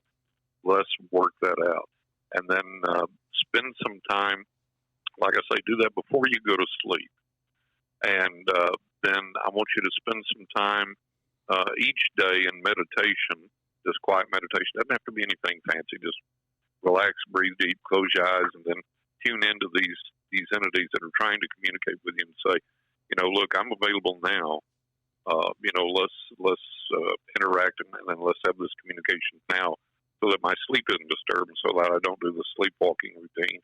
I don't want to do that, and I don't want to have that biological response to the sleep paralysis and to that stimulation. Because to me, the sleepwalking is a stimulus response to the paranormal event that you're experiencing, to the spirits that are interacting with you. So I think there's ways you can stop that. And again, talk to them before you go to sleep. Tell them what you want and how you want to experience it, and ask that they refrain from disturbing your sleep. And maybe that's the only way they've been able to get through to you. So by making time to meditate and communicate during the day when you're awake, that gives them the opportunity to bring that connection, that information, that inspiration to you then. So give that a try and let's see if that'll work for you. Awesome. Thank you so much. I'd never thought of that. You're welcome. Yeah. Awesome. You guys have a great night, and I'll Good luck. go back on over to Podbean. Yes, sir. Thank you, Boogie Nights, for calling in. All right, guys. Take care. All right. Thanks. Awesome. Wow. I'd have never have thought about that, but yeah, that makes a lot of sense, you know. We were Yeah, that's what the other side gave me for him. So, yeah, I think that'll work out for him. Yeah, that's awesome though, because he was kind of concerned about it. You know, he's called in before and asked us about it and stuff, and so that's awesome. Mike also said in the chat room, thanks John for the positive reading. Absolutely, my honor, my pleasure. And so before we go any further, you know, we haven't had you tell everybody where they can, if they want a full length, you know, session or something with you, where they could go to get that done. Right. Yeah. Go to my website, which is johnrussell.net, 2 S's, 2 L's in Russell, johnrussell.net, not .com, johnrussell.net. And when the page loads, go down a little ways, you'll see a big square box with red that says, click here to schedule your reading of John. If you want a reading of John, click here. And it'll take you to the page to schedule your reading. The rate for the reading is there and everything. I do a reading for a set fee for a half an hour. I found that over the years that we can cover just about everything we need to in that amount of time. And it's completely secure. It goes through PayPal. I never even see your credit card information. I just get a receipt in the mail that you paid. You get a receipt that you paid. And then you call me and leave me your name and number. And when I can, I'll call you back. We'll get you scheduled. And the sooner you call in, the sooner I can schedule you. Right now, I'm scheduling into April next year. Wow. So you want to get that reading as fast as you can. Yeah, call in and let's get you scheduled as quickly as we can. And like I said, it's a ways out, but my clients do tell me that it's worth the wait. On my client website, I've got a media testimonial page. There's a link there for you to click on that. There's a link for, I've got over 80 client testimonials on my website. You can click on that and look at that. And then also my media appearances page. That's where you can listen to over 100 of my recorded radio interviews, podcasts, everything that are on there. So you can click on that, look at that. And then when the page loads, if you're interested in my books, and I hope you are, hope you'll go get those. There's a book cover on each side of my picture. When the page loads, you click on that. It takes you to Amazon, to that book's page. You can order it right there. And if you say, doggone it, I'd like to get that, but I don't think I can get the paperback in time for Christmas, order it and let it come when it comes, and then get the Kindle version too. And you can download the Kindle version right away and be reading it. Most of the people I know own both the Kindle and paperback versions of my book, which I really appreciate. And I guarantee you they're going to be different than anything you've read before. I can attest to that, because they are different than anything I've read before from any of our past guests, and I think that they're really good. I appreciate it. I really do. I appreciate it, and hope everybody goes out and gets them. I make great gifts for friends and family that love to read and they're interested in this type of thing. So good gifts for people, and again, you can buy the Kindle version of the books for other people and gift them to other people. There's a provision on Amazon's page to do that, so they can still get it in time for Christmas, even if they don't get the paperback out in time. Oh, and one thing I wanted to mention too, people ask me about this all the time. They say, "Are you going to put an audiobook out of these?" No, because it is so prohibitively expensive to produce an audiobook. But if you have the Kindle version and you have either the Echo reader, the Echo device in your home with Alexa, or you have the Alexa app on your cell phone or your tablet, and you own the Kindle version of my book, you can just ask Alexa to read the book to you, and she'll read it to you from the Kindle app. Huh. Well, that's neat. And you know how I found that out? I was on Coast to Coast AM, and I bat the cleanup slot 3 to 5 a.m. Eastern time.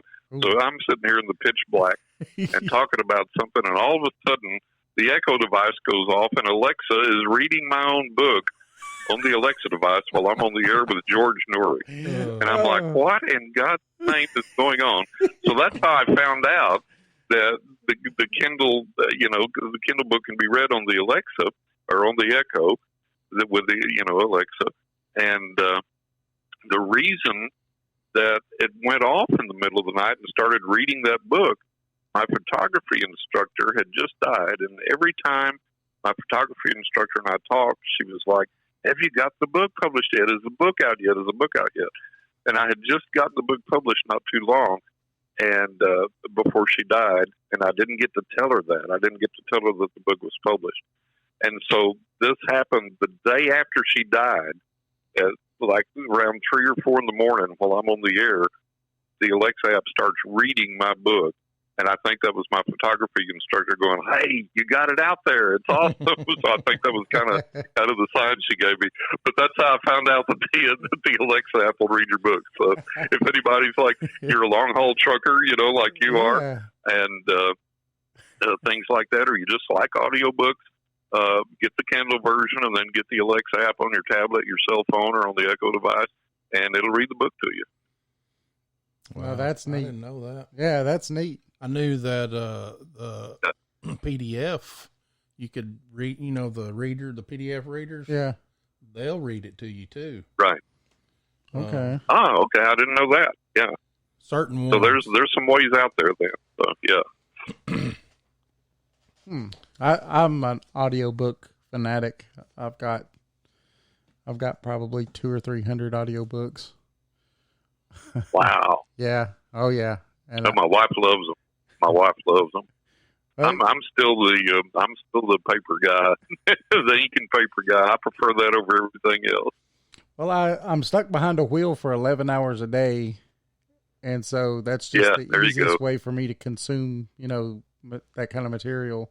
Absolutely. I love having like books because Jason and I love to get books and have them autographed. And we have a little library here in the bunker down here, and so we'd like to try to add to that as much as we can. And can people get to you somehow and get a signed copy of your books?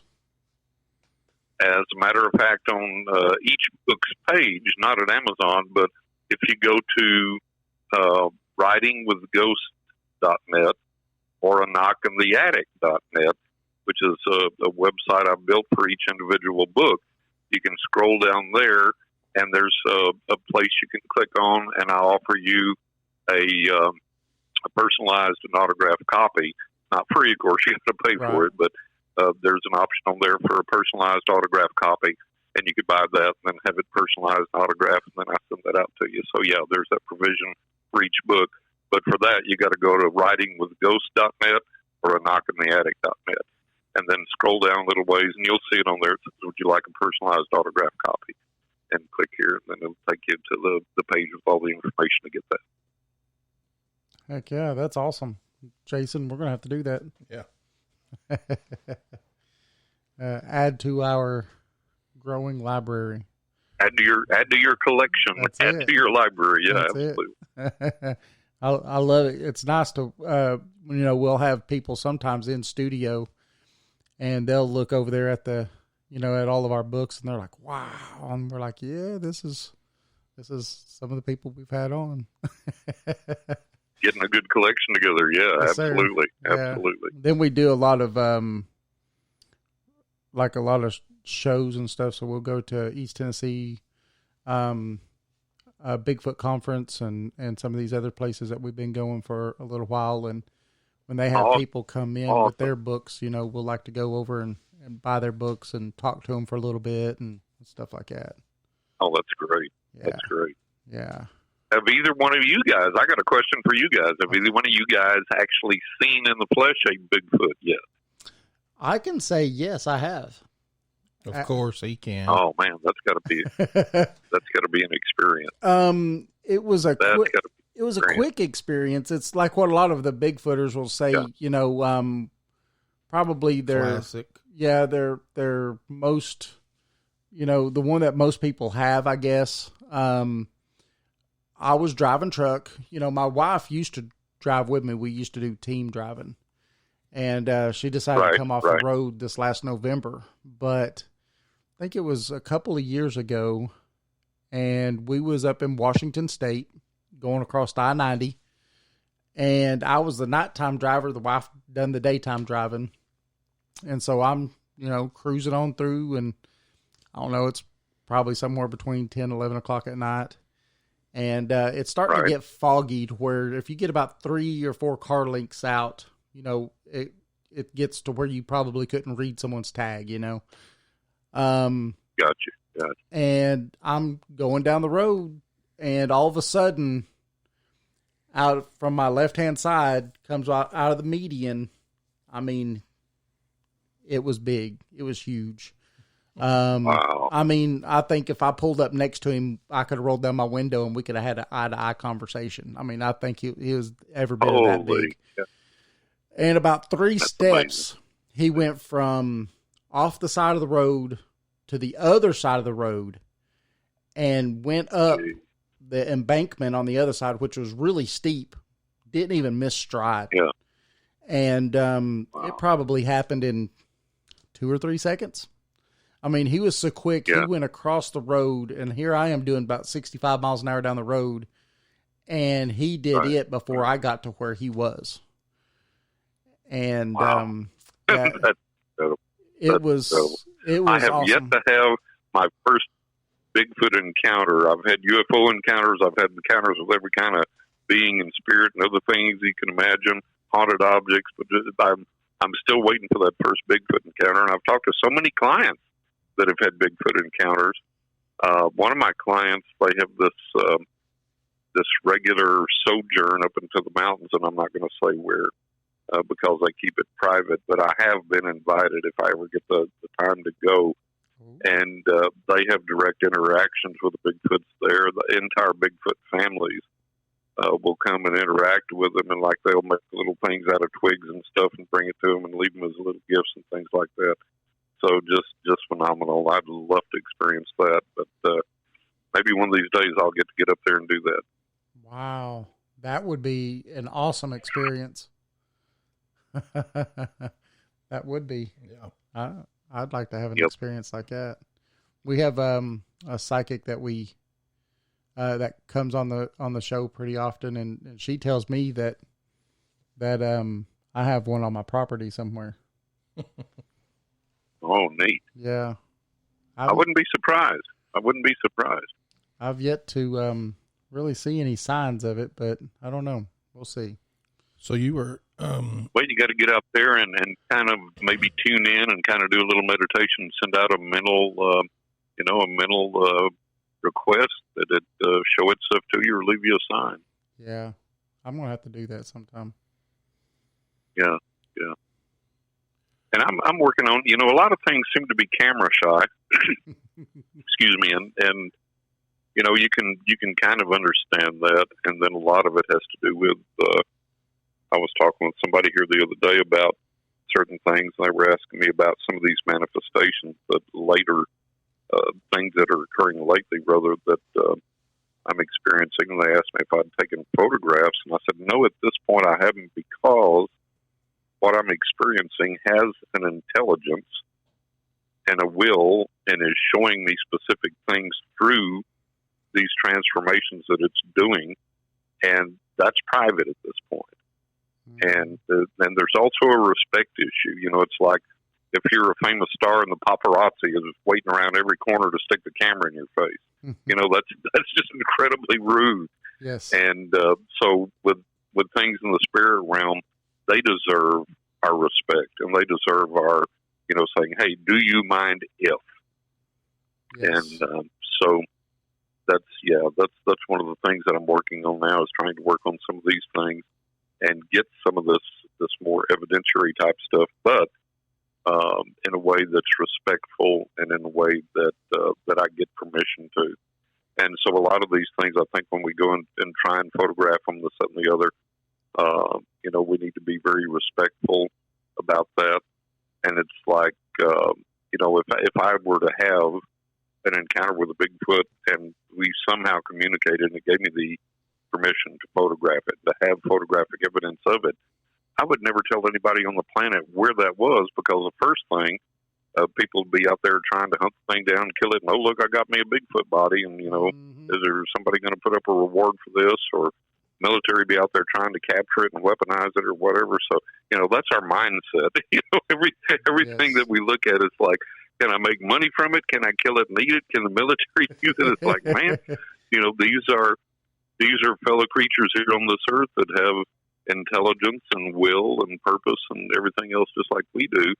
And we need to learn that going into this, that rather than make it a hostile situation, we need to see if we can make this some type of pleasant interaction, pleasant communication, where we can learn from these beings, and maybe they have something to learn from us. So that's the way I'm approaching things now, and encouraging other people to approach it the same way. Yeah, I think that especially when it comes to things like Bigfoot, stuff like that, like you said, a little camera shy.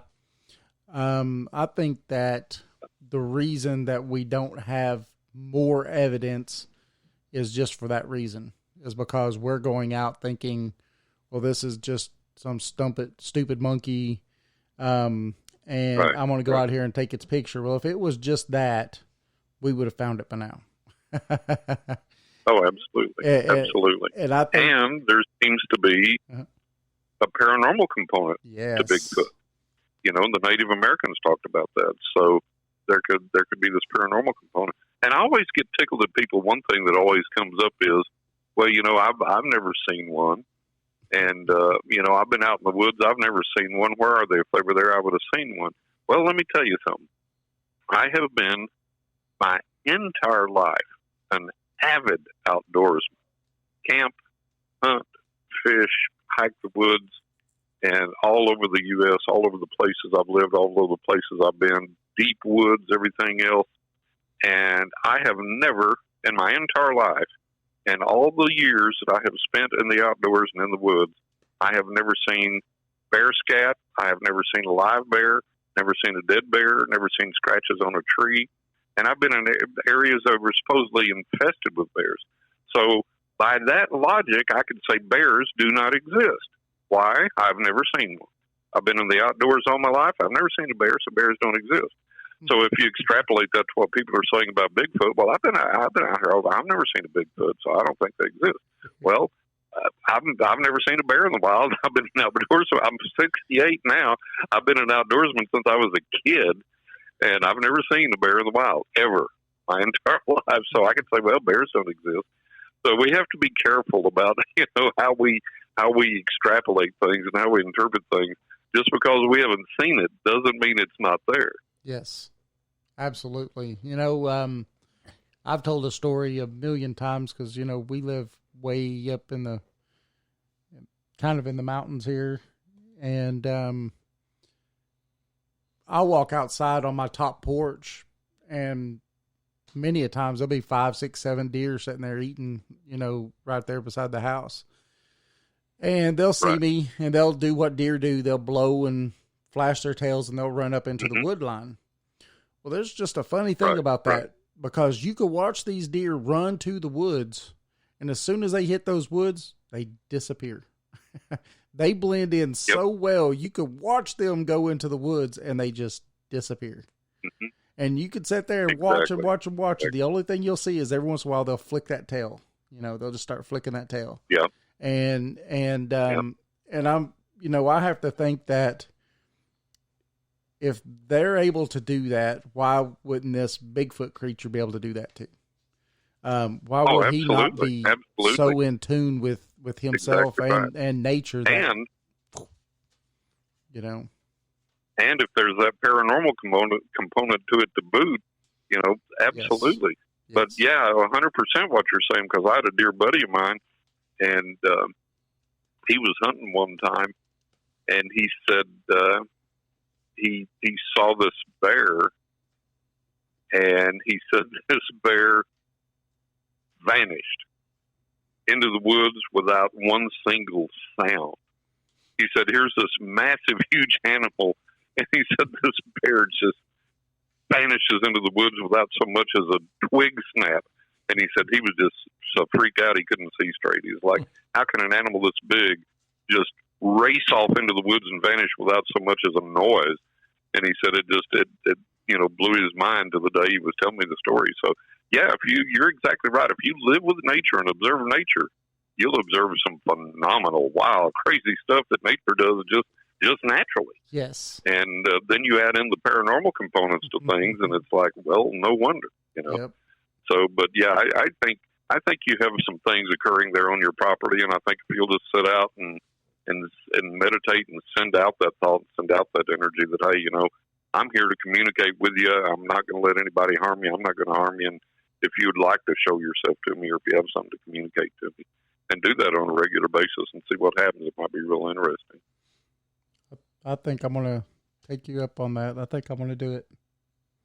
Yeah. Yep. Yeah. I really am. I think that'd be cool. So, I think we got time I want to hear the UFO story. Oh yeah. That's a good story. Oh boy. That's a good story. I want to hear that. Let me tell you. Yeah. All right. Well, yeah, and I've seen several, but this goes back to when I was a young man. I was somewhere around 20, and by then, I started reading professionally at age 18. I'd had all these powerful, multiple physical paranormal manifestations that other people witnessed. I mean, sometimes we caught on film and everything else, so we knew they were real. And in spite of that, I didn't believe in UFOs. I just, for some reason, did not. I had read the books, I'd read the magazines, the stories, and the TV interviews, everything else. I was like, nope. Just not buying it. Just not buying it. And so I was in this building one day. I came out, and it was about 4 p.m. And first thing that hits me in the face is this blast of wind, and I look up, and it's overcast and dark. And I said, oh, boy, we're in for one of our infamous storms. And this is in West Texas. I grew up at the tip end of Tornado Alley, and all too familiar with tornadoes, violent thunderstorms, and sometimes softball-sized hail and all this type of thing. And this is not one of those everything's bigger in Texas stories. This is the honest truth. I've seen it in Texas where I lived. I've seen it in 20 minutes. It rained so hard it would flood your yard and flood the underpasses under the bridges. You couldn't go under them. The water was steep and everything else. So it can really rain. So I was used to all that. I can concur. And I was used to all kinds of. I grew up in Pecos. We moved out there. Oh, there you go. There you go. So I can concur, yes, with all the above, because we went from Pecos to Odessa, and I lived out there till I was 13, there you go. There you go. Yeah. Well, I was in San Angelo, so that's hop, skip, and a jump over to Odessa. Yes. So, and then the sky will turn green and all this kind of stuff. So I'd seen all that kind of stuff, but I went outside, and where the building was, where my car was parked, was in a parking lot right across the street. Little narrow 2-lane street, and I could see my car from where I was standing, and just a narrow 2-lane street to get across. The parking lot was small, and as I started, I thought, well, better run for my car before the storm sets in. And I looked in the parking lot by my car is this column of a cloud that's attached to the clouds, the low clouds up above, but it's come down and is literally resting on the asphalt in the parking lot by my car. And I look at this thing, and it's, I don't know, about 3 to 5 feet wide, something like that. And it's a round column, and it's rotating and bubbling and roiling and churning. And I'm looking at this thing, and all of a sudden, these globules, about maybe, soccer ball size, maybe basketball size, start kind of extruding from out within this cloud, and then they recede back into it. And they're phosphorescent, and they're red, and they're orange, or yellow, and green, and blue. And I'm looking at this stuff, and all up and down the length of this thing, the height of this thing, these things are these glowing balls of light are extruding and then receding back into it, protruding out and then going back in. And honest to God, I'm telling you the truth, as many paranormal experiences as I have had, I looked at that thing, guys, and I thought, well, this is it. Here I am, young man. I think I'm pretty healthy, and I've gone nuts. I'm hallucinating. I'm seeing crazy crap. I guess I'll just go check myself in the hospital and say, hey, man, check me out because something's wrong here. And I, honest to God, thought that in spite of all the paranormal experiences I'd had. And I'm watching this thing, and then I noticed something else odd. And for this cloud whirling and churning and roiling around, there's some debris down the parking lot by it, like in old paper cups and straw wrappers or whatever, and this, that, and the other. And none of it's moving. And it should be, you know, swirling around this thing or being blown around or whatever. And all of it, all the debris is just sitting there perfectly still. So I said, okay, yep, definitely nuts, had a stroke, something, I don't know. I'm just going to go to the hospital, check myself in. So out of the blue, this thought comes to me, walk toward the cloud. I'm like, well, yeah, that's a real smart thing to do. So for some bizarre reason, I take 2 or 3, 4 steps toward the cloud, and it advances toward me in the parking lot. And I'm like, okay. And so I back up, the cloud backs up. I walk toward it, it moves toward me, I back up, and it backs up. So I'm standing there by the door that I came out of, and the door opens up, whacks me in the back, and this buddy of mine comes out, and he goes, oh, man, he said, I'm sorry. He said, what are you doing standing this close to the door anyways? Without waiting for me to answer, he looks up, and he goes, oh, boy, looks like we're in for it. And then he looks down into the parking lot and goes, what in the heck is that? And I thought, I'm not crazy. He sees it too. I'm not crazy. I'm not crazy. So I said, watch this. And I walk toward it, and it moves toward me. I stop, and it stops. I back up, and it backs up. I said, isn't that the weirdest thing you've ever seen? He looks at me like I'm the weirdest thing he's ever seen. He goes, bye. And he runs down the alley the other direction where his car is parked, this other thing.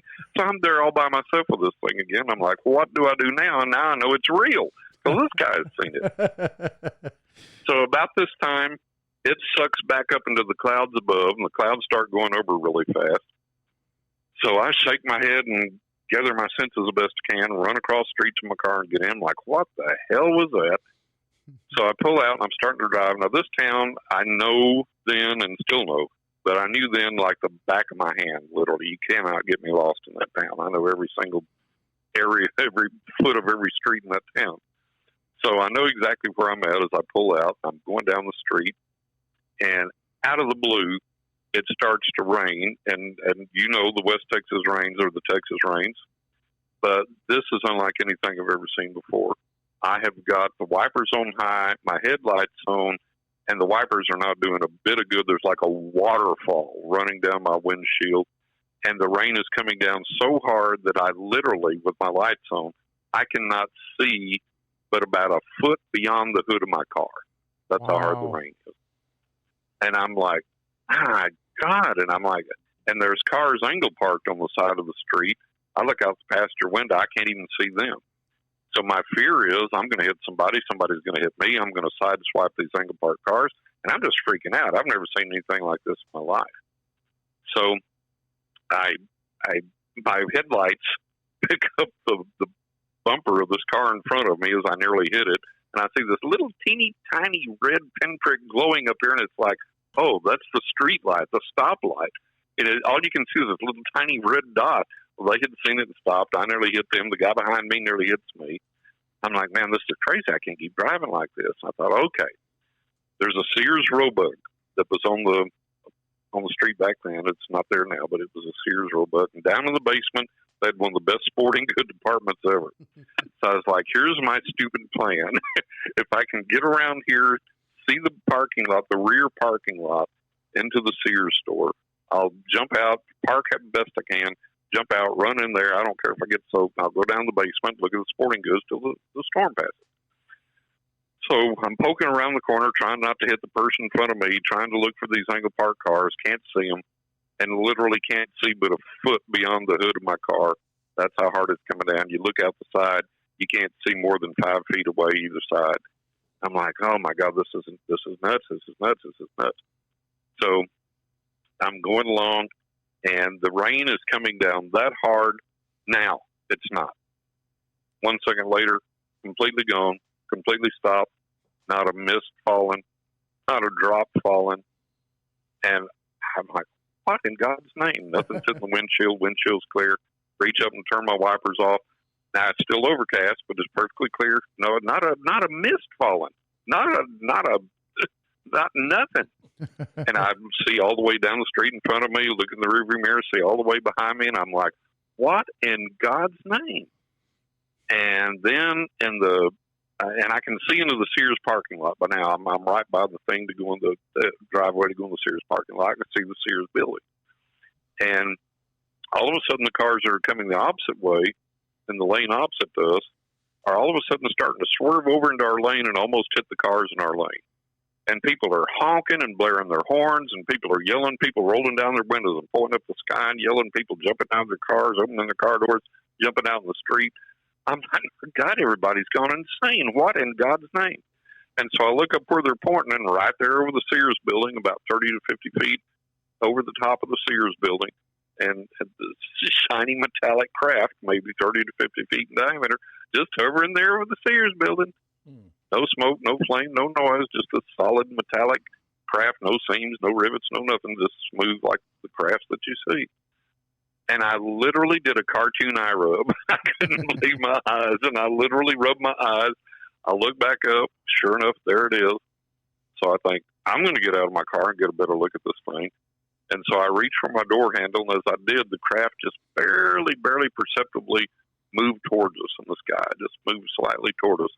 And as it did, these low clouds came from behind, covered it up, and the second that those clouds covered it up, the rain was back in the full intensity as it was previously.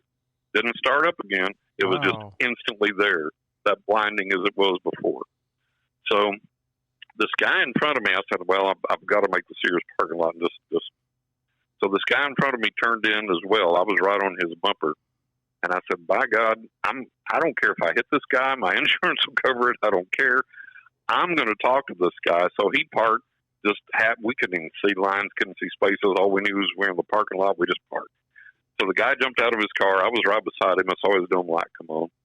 And so I jumped out, and then I was young and athletic. And man, I jumped out, was running through that rain, and it was coming down so hard. I had to shield my eyes. It was hitting me, and it hurt. It was coming down so hard. And I got inside, and the Sears had this vestibule outside, this little airlock where you stood and wiped your feet on the big mat, and then another set of double doors. You went into the store. Down to the left from the airlock was the basement. And so this guy was just standing there on that mat, just dripping water. And I remember he wore glasses. I didn't at the time. And he was just standing there, just staring down at the mat. And I walked in, and we both looked like we just got out of the shower. We were dripping so much water. And I walked around in front of him, and it took him a second to realize that anybody was there. And he looked up at me. He hadn't even wiped the water off his glasses or anything. And he looked up at me, and I said, I'm sorry, excuse me, but did you see what I just saw? And he looked at me, and he said, yeah, but I damn sure ain't going to tell nobody. And he sidestepped me and walked out through the store. And so that was when I had to acknowledge that UFOs were real, because I saw that in the presence of all these witnesses, this up-close daylight sightings. And the reason for his response is, as you know, being in Pecos and Odessa and everything, during that time frame, if you told anybody you believed in ghosts or UFOs or anything like that, you're nuts, you're touching the head, you're on drugs, you're a drunk, you're an idiot, you're crazy. And, you could lose your job, you were made fun of and all this. So people kept that thing, that type of thing quiet. And so that was the reason for his response. But that was my first UFO encounter, and that's when I had to say, okay, they're real, they exist. I don't know who's there or why they're here, but they are here. And it was just incredible, just mind-blowing. And for a long time after that, as long as I lived in Angelo, every time I went down to the Sears building, which became the public library before it moved, and every time I went down there, I carried a camera with me. Because I said, if anything shows up over there again, I'm going to get it. If I'd have had a camera with me that day, I would have been $1 million richer from the Inquirer at the time or something like that, because that would have been the smoking gun photo, I tell you. So that was my first UFO encounter, and I've had several since then, but that was the dramatic one that convinced me. Wow. That's a good story. Yeah, that's awesome. Since your initial, and I know you've had more since then, have you ever had anything like psychically, as far as anyone kind of tell you why they were here, or what they're doing or No, anything I like haven't. that? Or I haven't. No, I haven't, and it's very frustrating because I had one psychically respond to me. I was sitting outside and clear skies and see the stars, and it was at night and just tons of visibility. And I see this large orange orb over here off to the side of me. I was sitting out in the courtyard there, and it come floating through the sky. And I looked at it. I said, "Well, there's no lights, there's no blinking, there's no noise. That's not a plane." I kept looking at it, I said, "Holy crap, that's a UFO!" And so it got around in front of me, and I could clearly see that it was this translucent orange orb, and it was going like super, super slow, and it was down pretty low to the ground. And I stood up, and verbally and psychically, mentally, I said, "If you can hear me, stop and reverse." And I'll be damned, this thing stopped dead still, reversed slightly, and then from where it was that low, you think about where the big airliners, the 727, 737 stuff, where they fly up that high. It went from that low to that height in less than a split second. No noise, no flames, no sound, no sonic boom, nothing. And you talk about freaked out. And then from that height, it went up among the stars in less than a second's time, and just kind of meandered around there a little bit, kind of wandering back and forth, and then shot off further into the universe. Wow. And man alive. Yeah, that's what I said. Wow. And like I said, this thing was able to perceive what I had sent out and respond to it. But then it just shot off, and there was no further communication. I'm not any healthier. I'm no richer. I'm no better looking. I don't know how to heal people, So I don't know. And I have since tried multiple times to get some reason, some communication, something as to the intelligences behind this, why they're here. And look, I'm aware of all the theories out there. I know all the ufologists, armchair and professional otherwise, and all the theories and all the things, but we don't have anything we can hang our hat on at this point. Mm-hmm. We have all of these theories and all these speculations and everything else, but nothing on which to hang our hat, and actions speak louder than words. We have abductions. Mm-hmm. We have terrible experiments done on people. We have cattle mutilations tied to these things. Mm-hmm. We have apparent indifference at best and hostility at worst to the human race. And, that's the big thing that we're trying to figure out is who and what these intelligences are, why they're here. My suspicion is that some of them have to be extraterrestrial off planet. And there has to be, I would think, more than one species doing this. And, it's been going on ever since there's recorded history. Native Americans reported interacting with the star people and so on and so forth. Mm-hmm. And so I had foolishly and naively, I had a tiny little bit of hope when our government report came out here a while back, a few years ago, and we got the little 9-page report with about 2 pages worth of good stuff in it. And since then, I'll be dogged. I saw a news article here a month or so ago, I guess, and after acknowledging that these are physical objects, they're not ours, they're reported by fighter pilots, by credible witnesses, they show up on radar, they show up on multiple sensors, blah, blah, blah, blah, blah.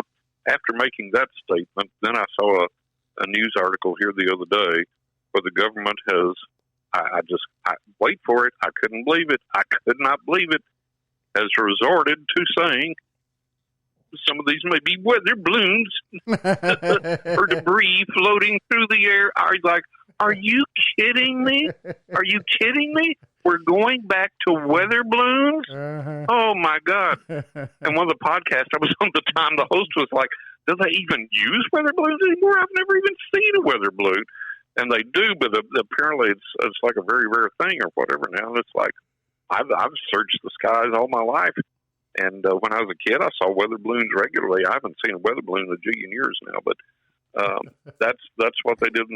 The government has gone back to saying, well, it could be weather balloons, could be debris blowing through the air, blah, blah, blah. It's like, are you kidding me? You're going to go back to weather balloons after all of this. Yeah. So, man, it's real disappointing. There was a congressman that was interviewed, and he said, if we don't take the opportunity to kick ass and take names, to kick the door open on this thing and press for true disclosure and what's really going on, we're going to lose it, and they're going to shut the door tight, and it's just going to, he said, you think it's hard getting anything now, you won't get anything then. Yep. And unfortunately, it looks like we didn't press hard enough, and it's kind of going back that way, but I encourage people to still, press as hard as they can. So it's real frustrating. It's extremely frustrating right now. And, I'm striving to learn more, to know more, and it seems like there's some kind of wall there that just doesn't want to be broken through. But I keep trying and encourage other people to do the same, but to do it in a reasonable manner. We've got people that are just so stupid out there in the UFO community that say such ridiculous things that it set serious research back, years and years, and makes anybody that might kind of be interested go, well, I'm not getting involved with this bunch of nuts. Right. So it's difficult. Yeah. Yeah, that's my belief in a lot of that too. I said from the beginning when they was talking about, all the stuff that was going to come out, that they was going to hold the hearings and all this other stuff, and said it on this show probably 100 times. Unless we, the people, get involved, they are going to blow it off and close the door, and it'll go back into black projects again, and it won't be heard of for another 70 years. Exactly. And it looks like that's exactly what they're doing. Yeah. And, it's our fault. I blame us as a whole, as the American people, because, we're way too easily distracted. We're way too easily placated. And we don't understand the power of group and persistence. Yes. If 30,000 people write their congressman 1 month, that makes a little splash in the thing. But if the next month 60,000 people write their congressman, oh man, what are these people doing? The next week or next month, 200,000 people write their congressman. Oh man, now what are these people doing? They've got our attention. Next month, 500,000 people write, and you keep doing it, and you keep doing it, and you keep doing it, and you keep doing it. That's when we get somewhere. And that's what we're going to have to do. We have to realize we have that power. The power is within us. But we have to exercise it, and we have to hold these people accountable. We have to demand that they reveal what they know. Now, they're going to say, well, we don't have the technology to capture this stuff. We don't have the technology to understand what's going on, blah, blah, blah, blah, blah. Let me tell you something. I say this on all of my podcasts. I saw this with my own eyes. This is not hearsay stuff. I watched this documentary myself. And this is over a decade ago. This is a long time ago I saw this documentary. And in this documentary, one of our former CIA heads was talking about our technological capabilities, and he was utilizing the SR-71 Blackbird as an example. Mm-hmm. Now, for the youngsters out there that don't know what the SR-71 Blackbird was, Google it. It was our premier spy plane at the time. Mm-hmm. It flew so high it flew in subspace. And it was so fast, nothing could catch it. Yep. And he said that if you took two golf balls and put them on a putting green at the golf course and put them a couple of feet apart, and the SR-71 flew over in subspace at speed and took a picture of that putting green as it did so, when you developed the film, you could clearly read which golf ball was a Titleist and which one was a McGregor. Mm-hmm. And he said, that's decades-old technology. Just think what we can do now. Right. Now, that's a former head of our CIA saying that back then. Mm-hmm. So, technology multiplies by leaps and bounds as we're sitting here talking. Yep. And the government's trying to tell us, well, we just ain't got the capability to capture this stuff. It's like, give me a break. Right. Give me a break, Yeah. Come on. So we've got to hold these people's feet to the fire, metaphorically speaking, Yes. and say, look, we know better. Yep. And it's just going to take us to keep pressing, and it's up to us. It is up to us. Yep. Completely.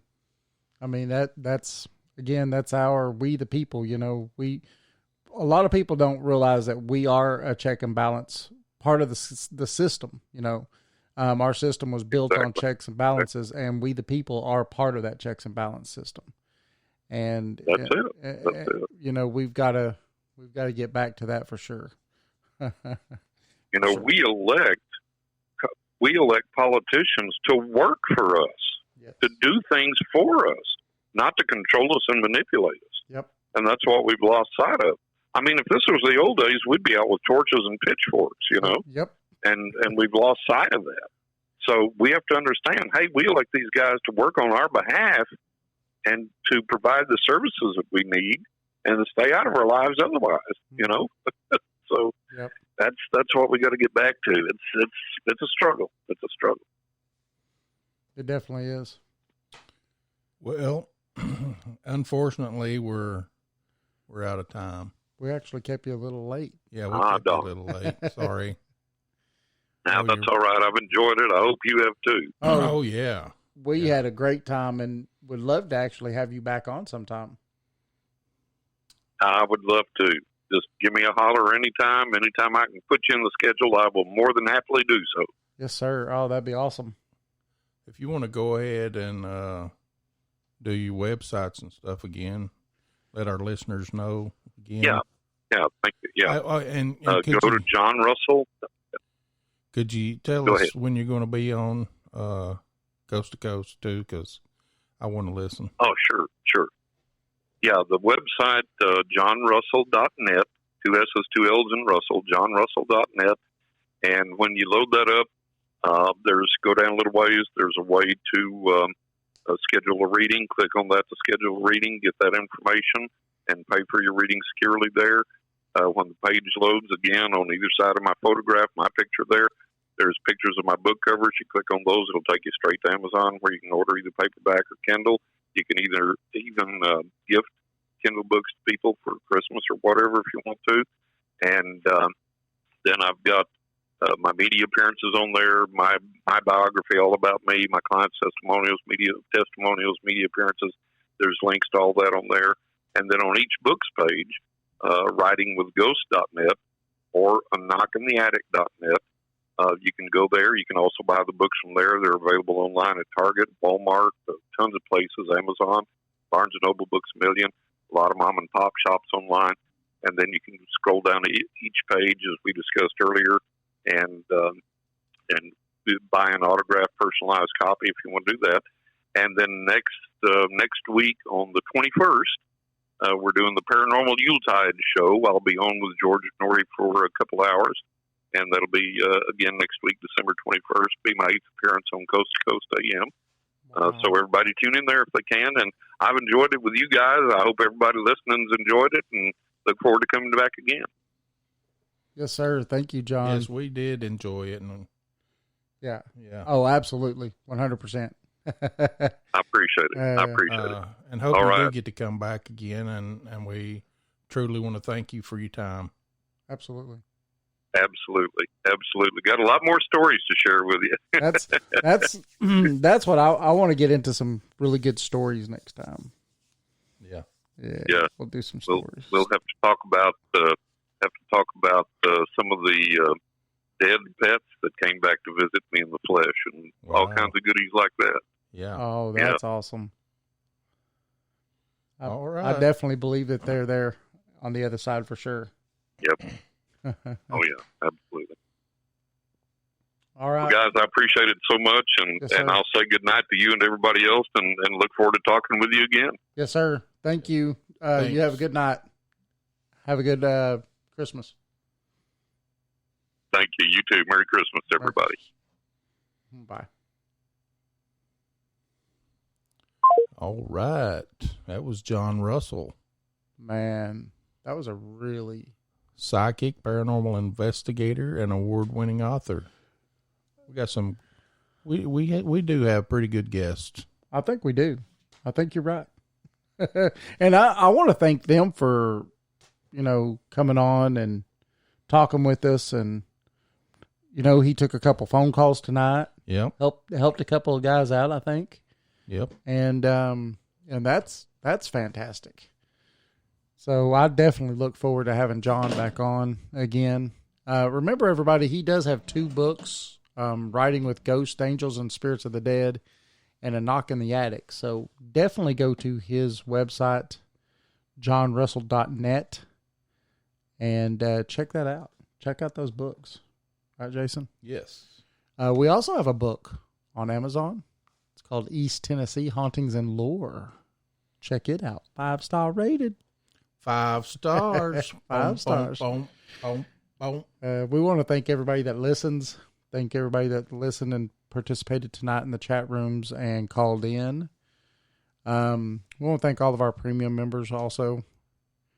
And want everybody to have a great Christmas and a Happy New Year. Right, Jason? Oh, yeah. Happy New Year. Woo! So, remember to practice gratitude. Gratitude. Yes, practice gratitude. Thank you. Yes. Everybody have a good night, and we will see you next year. And Merry Christmas. Yeah, our next guest, It's going to be Zeus again. Zeus from, I can't remember the research group. It's Bigfoot. If I had it in front of me, I'd tell you, but he's going to be on next. We've had him on before, and he's a great guy. Does a lot of investigating. Yes. If I could pull him up, I'd tell you. Exactly. Because I should know this, but I don't.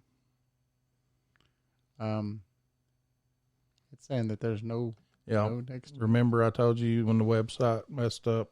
It took them off. Well, it took them off. Sorry, everybody.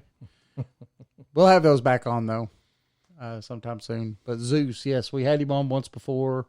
Talked about Bigfoot. He lives up in the Denver, Colorado area somewhere. Project Sasquatch. Sasquatch, that's it. That's what it is. And really cool guy. Has really cool videos on YouTube, doesn't he? Oh, yeah. Yeah. So looking forward to that show. That'll be a great show. That'll be our first show of next year, won't it? Yep, January the 7th. Look at there. Already starting to get booked up for next year. Oh, yeah.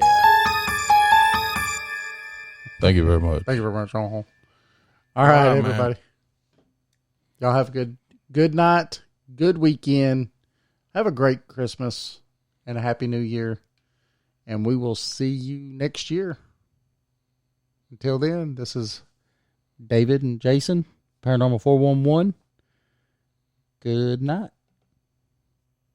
In a world on the edge of oblivion, go to paranormal411.org for all of your paranormal, extraterrestrial, and cryptid needs.